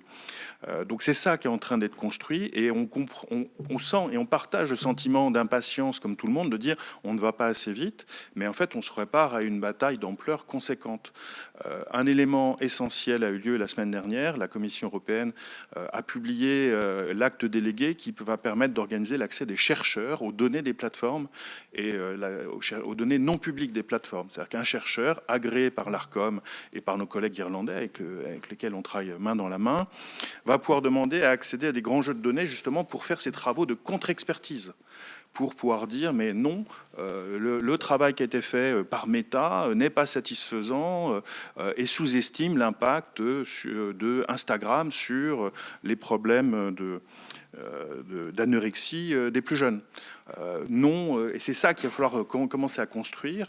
Et pour cela, il faut armer nos chercheurs, armer nos administrations en donnant accès à ces informations. Et c'est ça qu'on est en train de démarrer. Ça va prendre un peu de temps. Alors, je ne cache pas non plus que, oui, on insiste auprès de la Commission européenne pour qu'elle partage bien cette information, qu'elle travaille pleinement avec les régulateurs nationaux, et on pense qu'il y a un potentiel plus important de coopération. Alors, il y a un dialogue qui est en train de se faire. La Commission européenne est en train de nous dire aussi, mais nous, on est prêt à agir, on va agir, mais on sent aussi que la réponse va être juridique devant les juridictions, et elle sera politique aussi. Et donc, elle nous dit, est-ce que les États membres sont prêts aussi à soutenir l'action collective ? Vous voyez le contexte géopolitique dans lequel nous évoluons et qui a changé depuis le début de l'année 2025, et on sent qu'effectivement, il y aura matière à organiser une réponse politique aussi pour dire que oui, nous voulons que la Commission européenne mette en œuvre le règlement sur les services numériques. Oui, il y a un soutien pour le règlement sur les services numériques en Europe, parce que nous savons bien qu'il y aura une contre-offensive et il faudra être présent aussi à ce moment-là. Et je pense que c'est un rôle important des coordinateurs des services numériques d'arriver à faire partager cette dynamique, à faire construire cette compréhension du règlement, parce que on a bien compris que le rapport de force va être violent. Ce qui m'amène à la deuxième question sur les financements. Alors, je ne cache pas qu'il est important de financer les régulateurs et nous remercions le Sénat pour le soutien qu'il apporte depuis longtemps à l'ARCOM. Il y a un enjeu particulier avec le règlement sur la publicité politique qui est particulièrement complexe, effectivement, et va amener l'ARCOM à aller travailler avec des acteurs, toute une famille d'acteurs qu'elle ne connaissait pas du tout, tous les acteurs du monde de la publicité numérique, tous les émetteurs de publicité politique, et donc aller travailler avec les lobbies, les partis politiques, les candidats. Donc ça demande aussi là aussi de mettre en place des équipes nouvelles.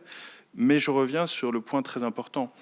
Pour beaucoup, ce règlement vise à rendre accessibles toutes les publicités politiques, à rendre accessible, comme dans le RSN, pour quelques plateformes, on a accès à toutes les publicités, qu'elles soient politiques ou non.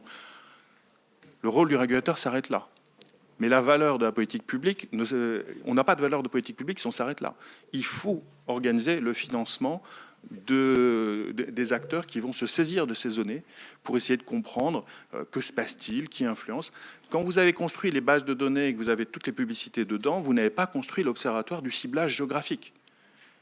L'observatoire du ciblage géographique, il faut qu'il y ait une équipe de chercheurs, une association, un centre de recherche dans une université qui disent je vais exploiter ces données et je vais essayer de comprendre qui essaye d'influencer la dynamique politique dans cette géographie ou qui essaye d'influencer la dynamique politique sur telle thématique, où ça sera les médias.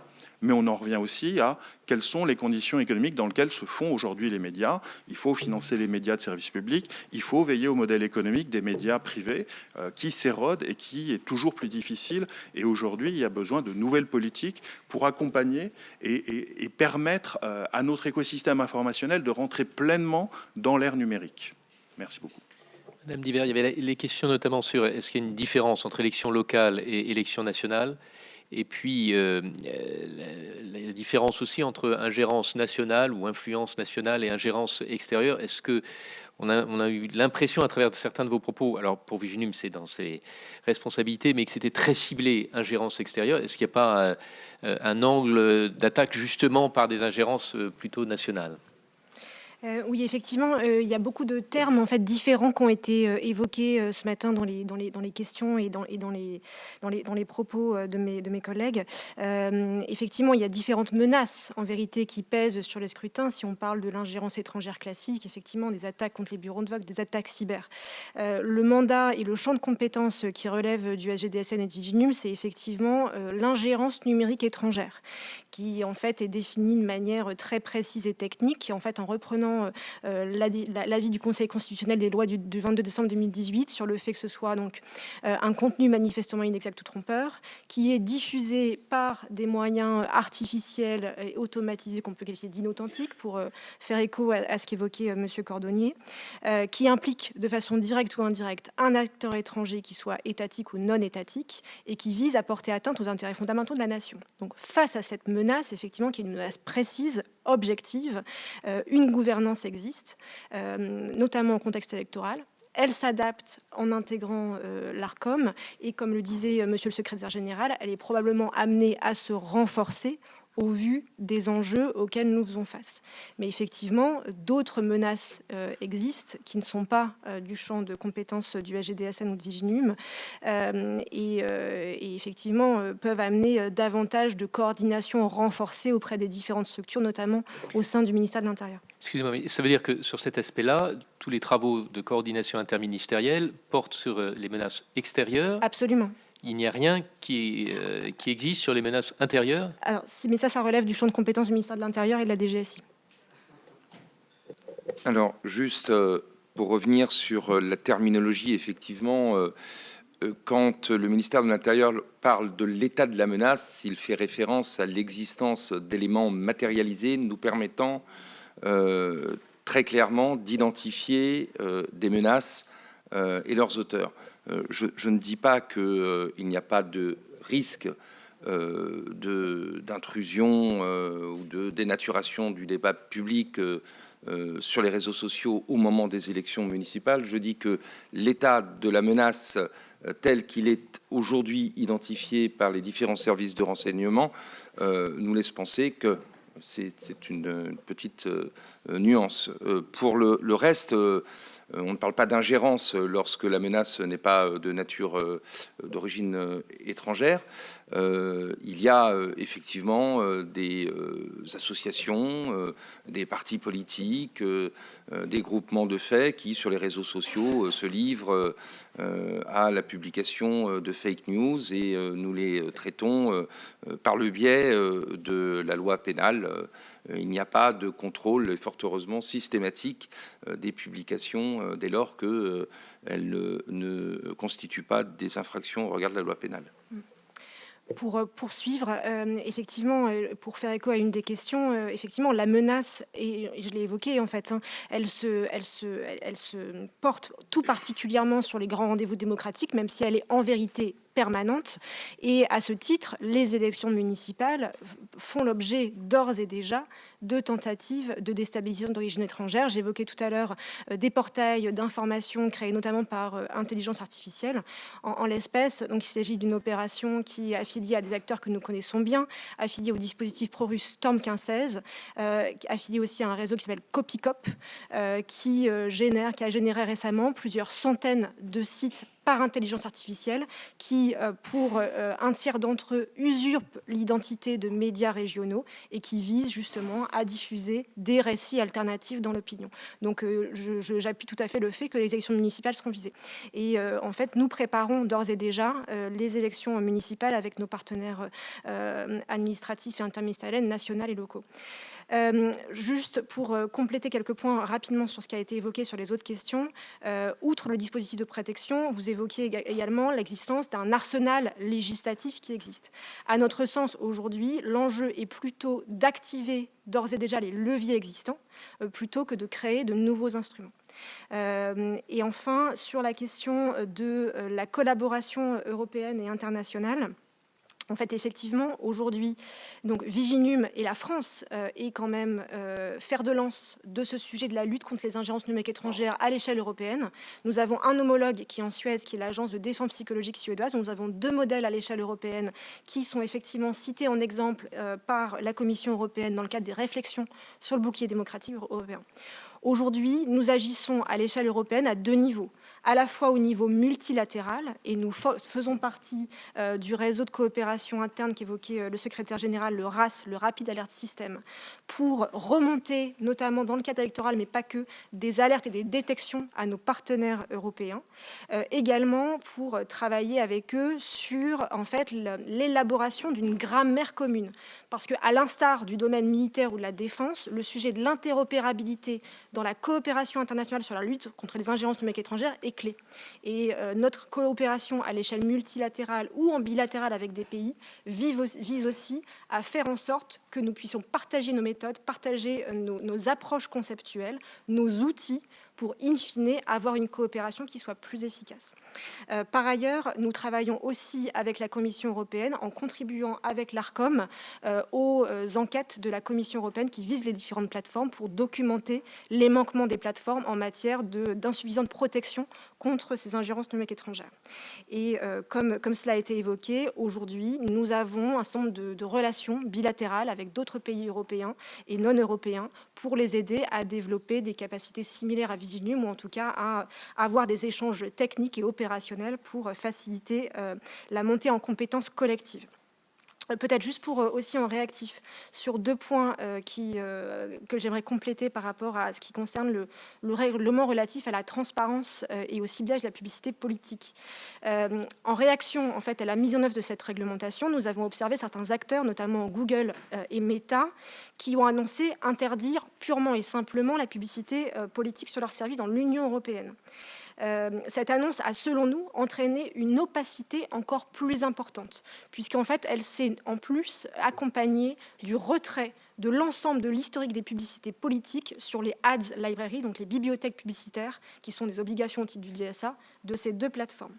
Par ailleurs, nous avons déjà identifié depuis le 10 octobre des acteurs étrangers qui contournent en fait ces interdictions, tout simplement en labellisant leur publicité comme étant non politique. Et donc, par ce biais, en fait, elles sont capables d'être diffusées sans être modérées par les fournisseurs. Et donc, c'est un point important que je voulais souligner. Finalement, cette évolution se traduit par davantage d'opacité et en plus de vulnérabilité de notre point de vue sur le plan des plateformes. Et enfin, effectivement, sur le plan des médias, je ne peux qu'appuyer ce qu'a évoqué Monsieur Loutrel sur le fait que les médias d'information, je préfère parler médias d'information que de médias traditionnels, sont un pilier de notre souveraineté, notre résilience démocratique, et ce qui fait probablement que nous avons mieux résisté juste là que d'autres pays comme la Roumanie, et probablement du fait de la force de cette information, de ces acteurs d'information de qualité que nous devons préserver, puisque leur modèle économique est sous pression depuis de nombreuses années. Et un des enjeux aujourd'hui est aussi d'assurer la visibilité de leur contenu au sein des algorithmes des plateformes, à l'heure où les plateformes accroissent encore leur mainmise sur les flux d'informations en devenant des portes d'entrée vers les outils d'IA générative. Monsieur Cordonnier. Un très rapide point, juste pour préciser que la frontière entre manipulation intérieure et extérieure est souvent très très poreuse en réalité. Ce qu'on observe dans les faits, c'est que des acteurs intérieurs reprennent des messages de campagne d'ingérence extérieure, et c'est ça qui leur confère une visibilité, parce que ces acteurs intérieurs ont déjà une visibilité sur les réseaux sociaux, et d'autres acteurs intérieurs eux-mêmes vont activement chercher des messages, des récits à l'étranger pour les importer, parce qu'en fait c'est leur fonds de commerce et c'est ce qu'attend leur public. Et donc c'est comme ça que, en quelque sorte, ils troquent de la visibilité contre le fait de passer un message pour une puissance étrangère. Il n'est pas exclu que dans un certain nombre de cas, ils soient également rémunérés pour le faire, mais ça, c'est impossible pour nous de le dire, du moins. Merci. Nous allons passer à une nouvelle série de questions. Madame Olivia Richard, pour commencer. Merci Madame le Président, merci à nos 2 présidents pour l'organisation de cette table ronde, merci à tous les intervenants, c'est absolument passionnant. Sénatrice des Français établis hors de France, je regrette un tout petit peu que le ministère de l'Europe et des Affaires étrangères ne soit pas présent, car son engagement contre les ingérences étrangères, notamment dans nos processus électoraux, est réel. à travers la cellule Riposte du Quai d'Orsay. Et également, j'ai noté l'initiative avec beaucoup d'intérêt de Jean-Noël Barrot, notre ministre, qui a lancé la réserve diplomatique, qui lui a permis d'inciter nos concitoyens partout dans le monde à s'engager pour aider à la détection de messages mensongers et à organiser une réponse la plus proche du terrain possible. Donc, je voulais signaler cette initiative, dire par ailleurs que les Français établis hors de France sont des précurseurs s'agissant d'un grand nombre de chantiers de dématérialisation à l'étranger, et notamment le vote par Internet, car depuis 2003, les Français de l'étranger peuvent élire leurs élus locaux par ce biais, notamment, et depuis une ordonnance de 2009, leurs députés, qui ont été élus pour la première fois en 2012, peuvent également être élus par Internet, notamment. Et donc, j'en viens à ma question. Dans ce contexte d'organisation de scrutins français à l'étranger, et notamment en partie pour une partie de ces scrutins par Internet, comment assure-t-on la sincérité de ces élections? Sont-elles particulièrement menacées? Et y a-t-il une réponse appropriée? Merci. Sylvie Robert. Merci, Monsieur le Président, Madame la Présidente. Merci de vos interventions. Cette table ronde me renvoie aux travaux que nous avons menés il y a un an dans le cadre de la commission d'enquête sur les influences étrangères malveillantes et qui dessinait un constat que finalement, sur certains points, nous continuons de partager, qui est que la menace est grandissante, qu'il y a toujours et encore apparemment une absence de coordination entre les différents services interministériels. Nous pointions l'absence de stratégie globale et que la question des médias, singulièrement des médias traditionnels et des médias de proximité, allait jouer un rôle capital dans les années à venir. Si je fais ce constat, c'est que dans un des piliers de la stratégie que nous dessinions et que nous avons aussi évoqué beaucoup en commission culture ici, c'est la question de la résilience citoyenne à travers un chantier que nous continuons de défendre, qui est la question de l'éducation aux médias et à l'information. Nous ne cessons depuis des années de dire que dans notre pays, cette question est maltraitée, voire malmenée, parce qu'elle ne fait pas l'objet d'une stratégie offensive de politique publique. Alors nous aurions pu inviter peut-être le ministre de l'Europe, mais aussi le ministre de l'Éducation nationale. Et si nous avons conscience aujourd'hui que face à cette réalité que vous avez tous décrite d'une façon extrêmement précise, nous avons cette responsabilité qui est certes, et en toute lucidité, je le sais, un investissement de long terme. Ça n'est pas une réponse immédiate, mais c'est pour, à l'instar de ce que fait la Finlande, qui a encore musclé sa politique en la matière, finalement on va dire, dans notre société démocratique, parce que ce sont les démocraties qui sont là aussi déstabilisées, de créer ces petites vigies démocratiques. Vous l'avez dit, Madame la Présidente de la Commission des lois, c'est la question du sens critique. Et je crois que si ce chantier-là, aujourd'hui, n'est pas suffisamment pris en compte, nous avons le ministre de l'Éducation nationale cet après-midi en audition, vous êtes tous là à nous dire que c'est un chantier d'une importance majeure. Donc je voulais aussi vous demander si, dans la période actuelle, cette question-là, qui n'est pas très difficile à mettre en place. Quand je vois ce qui se passe en Finlande, certes, il y a une question de formation des enseignants, mais quand on voit que c'est l'ensemble des enseignants qui, à travers la transversalité de leur engagement, je pense aux profs de maths, sur la question des statistiques qui peuvent être complètement, là aussi, manipulées ou spécieuses. Tout ça est enseigné dès le plus jeune âge. Donc je voulais encore redire combien ce chantier de l'éducation aux médias et à l'information maintenant devient capital. Et en contrepoint, et je terminerai là, nous avions dans les recommandations de la commission d'enquête à laquelle nous avons été, certaines, je pense à Catherine, nous étions toutes les deux au sein de cette commission d'enquête, nous avions aussi fait une recommandation avec Viginum, et je trouve que vous jouez vraiment un rôle là aussi capital d'action de sensibilisation et de formation à l'intention d'autres acteurs, parce que les adultes sont là aussi pour jouer ces vigies démocratiques, des acteurs privés notamment. Est-ce qu'aujourd'hui vous en avez les moyens? Est-ce que ce sont des missions qui peuvent être déployées dans d'autres opérateurs, on va dire organismes de l'État? Je pense qu'en tout cas, aujourd'hui, il y a urgence. Je vous remercie. Merci. Monsieur Michel Masset. Oui, Madame la Présidente, Monsieur le Président, mes chers collègues, j'avais une question qui est dans le sens de la dernière interlocutrice pour souligner les chantiers nécessaires pour appréhender beaucoup mieux les informations provenant des médias. Alors, je modifie un petit peu, une question donc à la Fondation Descartes. Tout à l'heure, vous avez souligné, j'aimerais bien connaître votre avis sur quels seraient les outils qui permettraient de mesurer précisément des impacts. Alors, on a des ressentis, mais est-ce qu'on pourrait avoir des outils beaucoup plus précis, assez rapidement, de façon à pouvoir mieux connaître ces fameux impacts sur l'opinion publique française ou européenne? Et une deuxième question pour Viginum. À partir de quel moment, quels sont les premiers signaux, finalement, même aussi faibles soient-ils, qui vous permettent d'identifier une campagne de désinformation ou d'ingérence avant qu'elle prenne de l'ampleur? Quels sont les premiers signaux, quelque part? Sonia de la Provoté. Oui, merci beaucoup. Moi, je souhaitais également réagir sur l'éducation aux médias et à l'information. Pour savoir où on en était de l'organisation des programmes scolaires sur ce sujet, est-ce qu'il est prévu une antériorité d'éducation sur ces sujets avant le collège? Parce que je sais qu'on a ciblé le collège en 4e, mais en réalité, l'accès au numérique et aux réseaux sociaux est bien plus démarré à un âge bien plus jeune, et donc il y a quand même une nécessité de traiter cette question.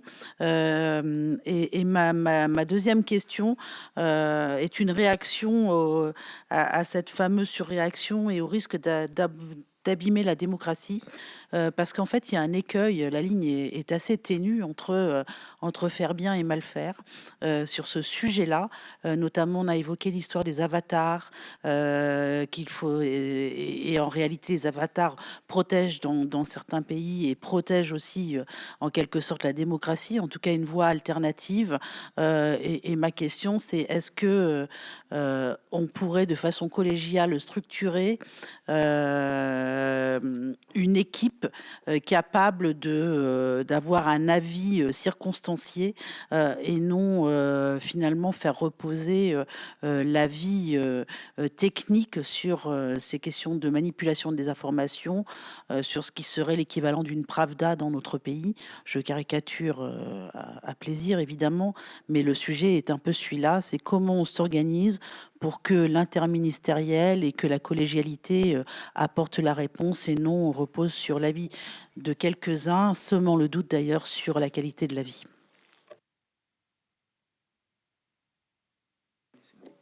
Alors, je crois que nous avons suffisamment de questions pour l'instant. Qui commence à répondre? Je vois que Madame Divert pour Viginum. Je vais commencer par répondre sur le sujet de, effectivement, l'impératif de sensibilisation et d'éducation de l'ensemble des publics, même si on parle beaucoup des jeunes, mais l'ensemble des publics, en vérité, doivent être sensibilisés à ces enjeux, pour notamment vous partager le fait que nous avons été dotés récemment de moyens supplémentaires pour pouvoir lancer à la fin de l'année 2025, et nous sommes d'ores et déjà en train de la préfigurer depuis plusieurs mois, une académie de la lutte contre les manipulations de l'information, puisque si notre rôle, depuis notre création, était majoritairement en effet basé sur l'investigation opérationnelle et la coordination interministérielle auprès du SGDSN sur ces travaux, nous jouons dans les faits un rôle de sensibilisation actif depuis plusieurs années à l'égard de différents publics, qu'il s'agisse d'administration, d'acteurs privés, mais aussi d'acteurs de la société civile. Donc à ce titre, en fait, l'Académie de la LMI, elle aura 3 missions. La première mission, ça va être d'informer plus largement l'ensemble des publics sur les risques en fait de ces opérations d'ingérence numérique étrangère, en rappelant justement les bonnes pratiques dès lors qu'on navigue sur Internet.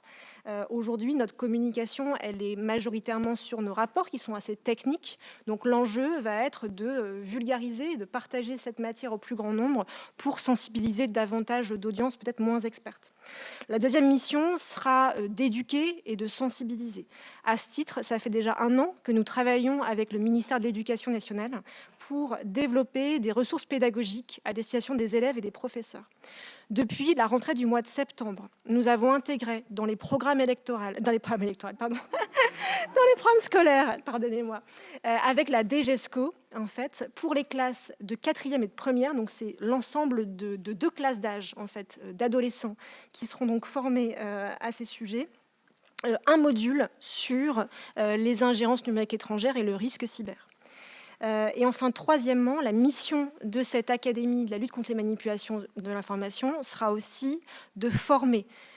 Monsieur Cordonnier évoquait à très juste titre l'impératif de collaboration avec la société civile, qui d'ailleurs s'est structurée sur ces sujets et était experte de ces sujets bien avant l'administration.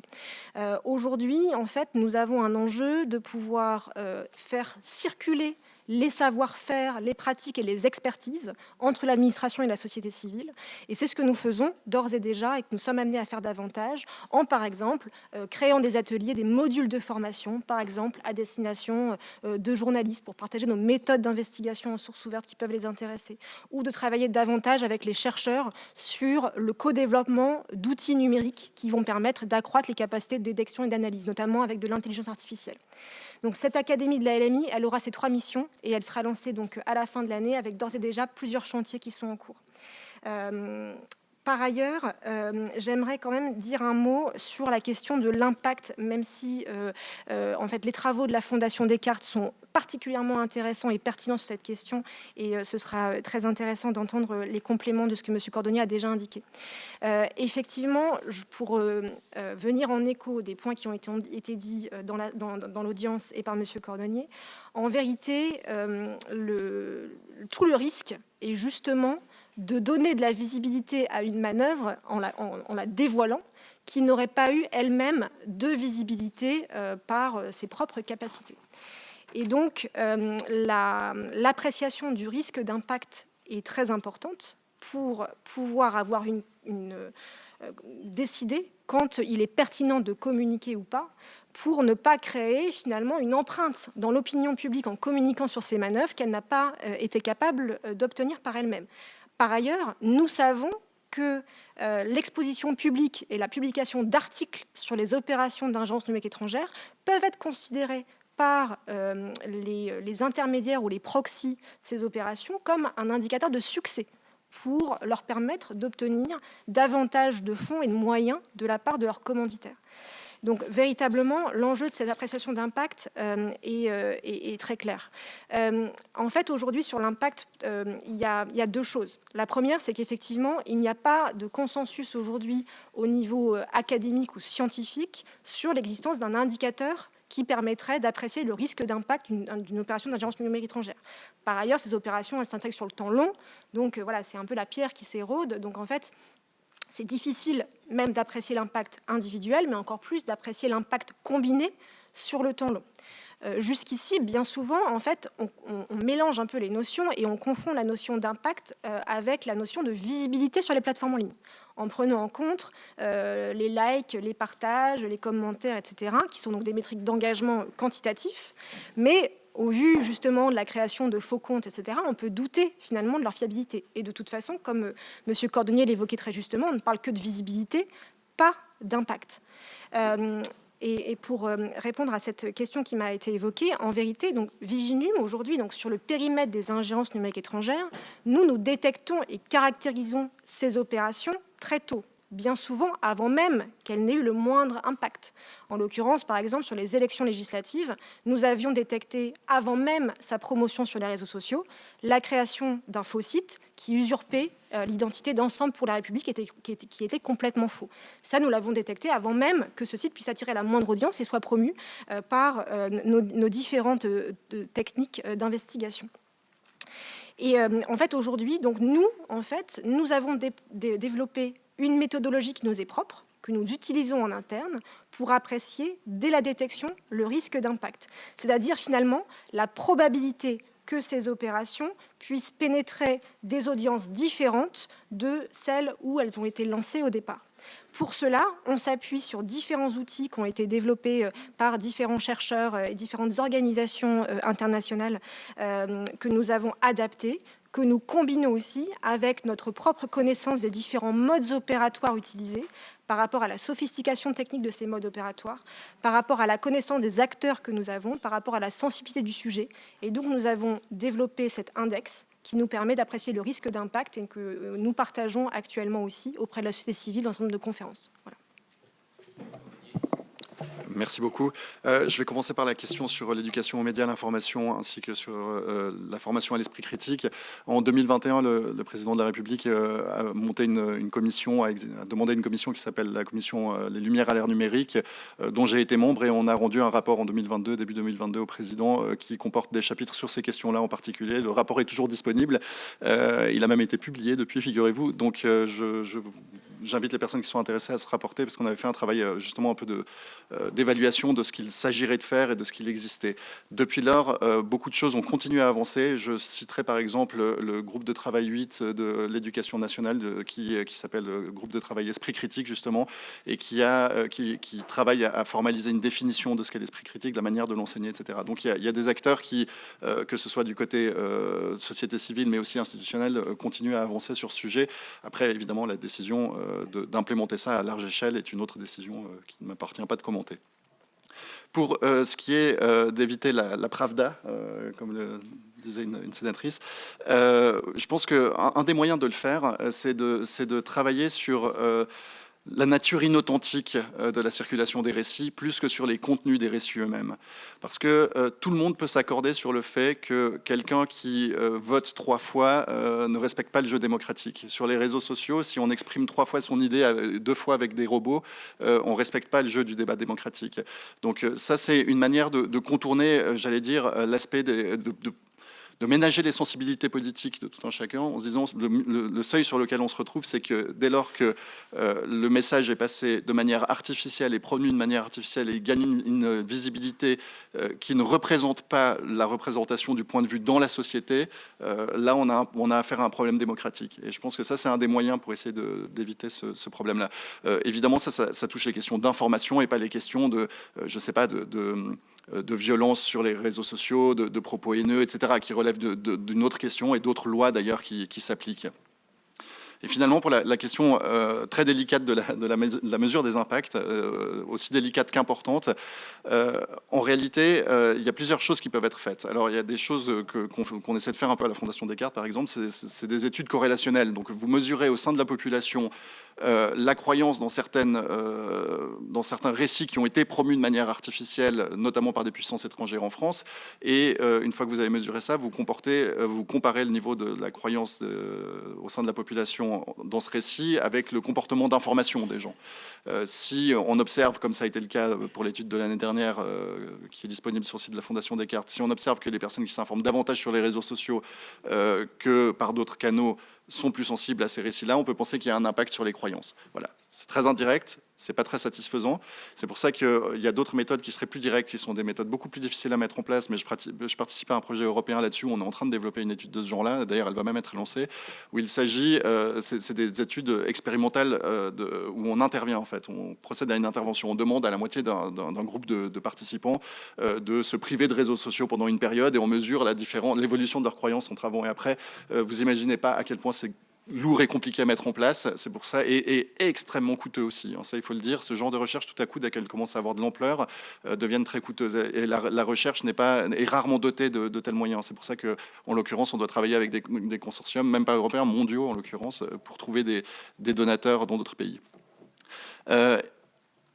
Une autre manière de procéder, pour aller très très vite, mais vous donner un peu l'idée, c'est de travailler avec des expérimentations en laboratoire. Ça a été fait notamment à de nombreuses reprises pour évaluer l'efficacité ou sur les opinions des théories du complot sur différents sujets.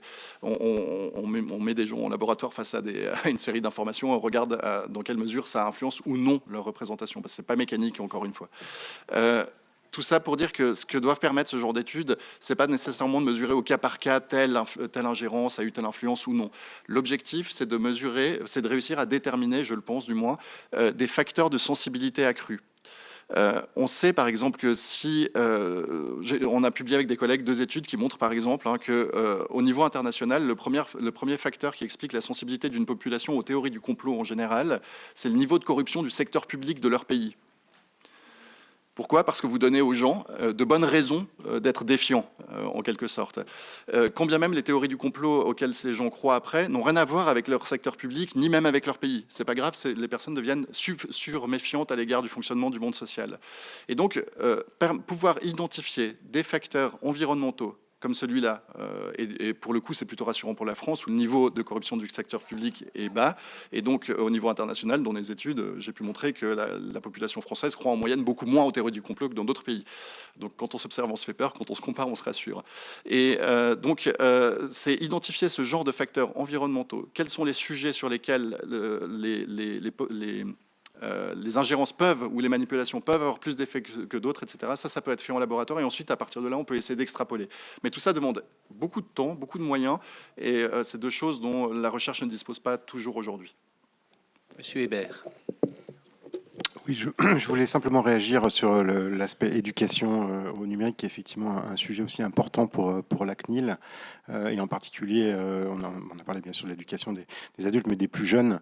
Et un service donc, dédié à la CNIL mène un certain nombre d'actions de sensibilisation.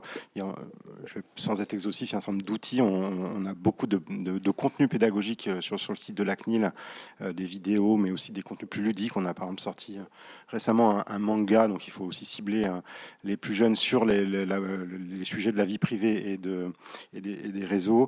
Donc voilà, donc ça c'est beaucoup d'outils qui sont mis en ligne, et on a aussi des actions vis-à-vis des établissements scolaires. On intervient très souvent dans ces établissements. On a eu 85 interventions en 2025 devant des établissements scolaires pour sensibiliser les plus jeunes à ces sujets, et de plus en plus d'ailleurs sur des sujets d'intelligence artificielle pour apprendre à avoir des réflexes dans le domaine numérique, que ce soit de la sécurité et également l'intelligence artificielle. Voilà. Enfin, Monsieur Loutrel. Merci.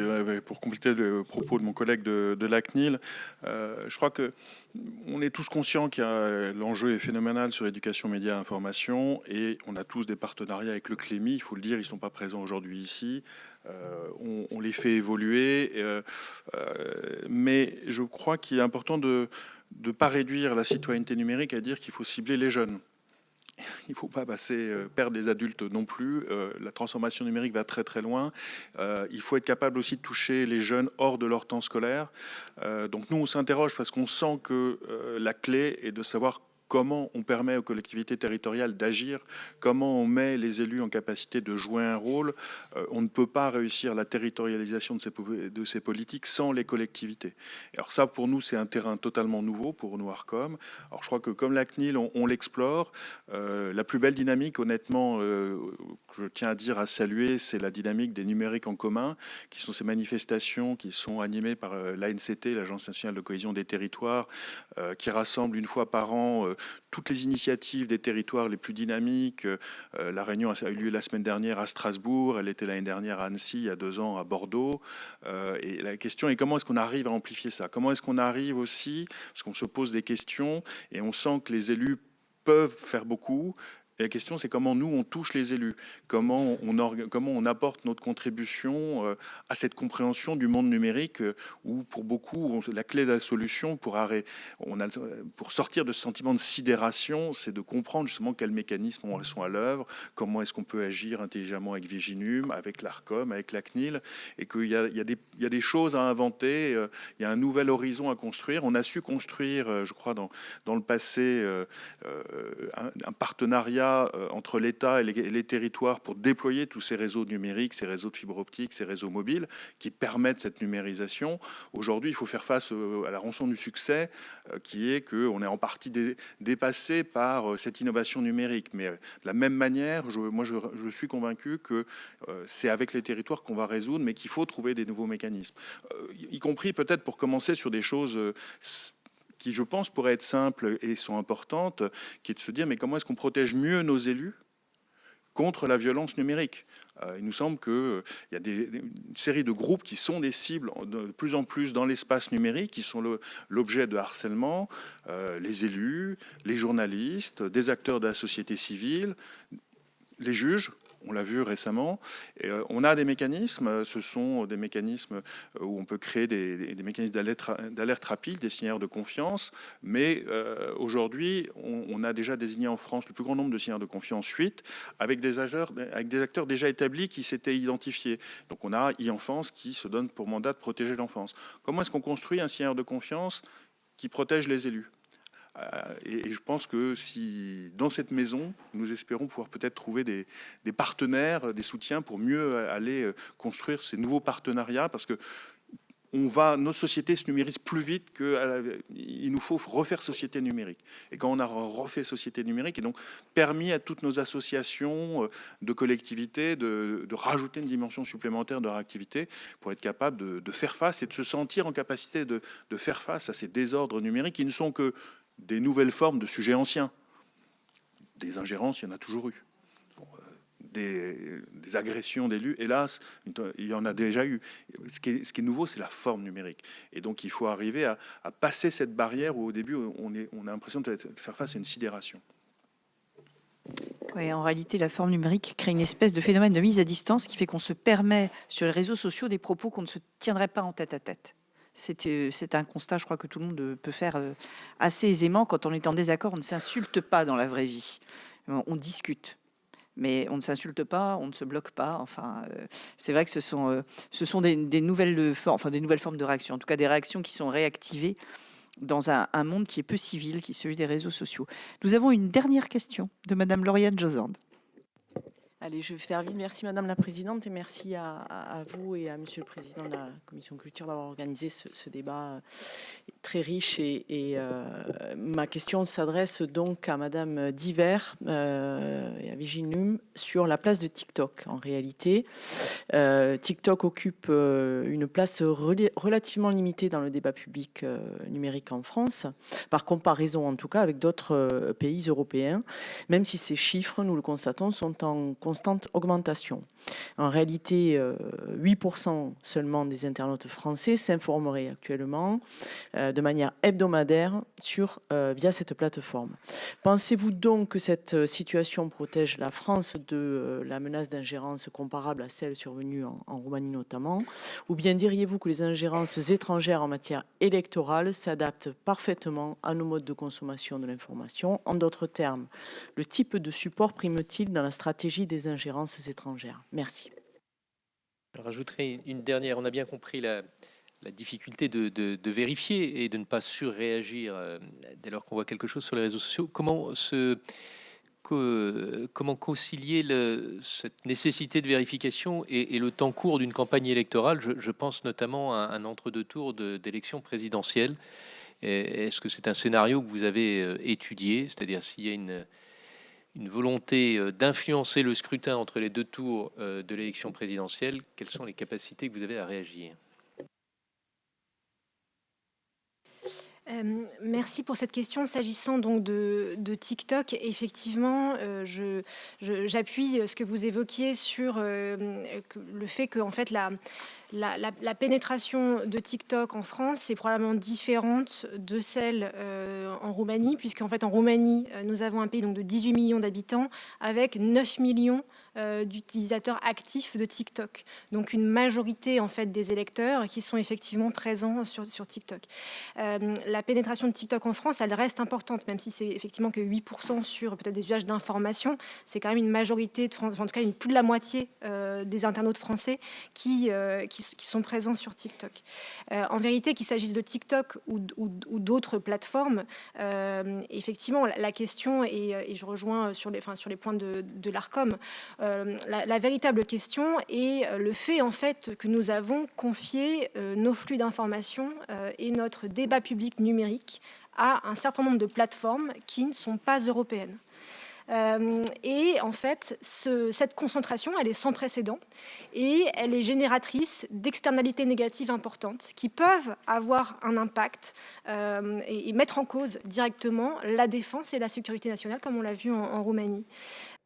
Voilà donc pour ces échanges consacrés à l'état de notre démocratie et aux menaces qui pèsent sur elle en contexte électoral. C'est un sujet sur lequel on reviendra bien évidemment sur Public Sénat, notamment à l'approche des élections municipales. Voilà, c'est la fin de cette émission. Merci de l'avoir suivi. Restez avec nous.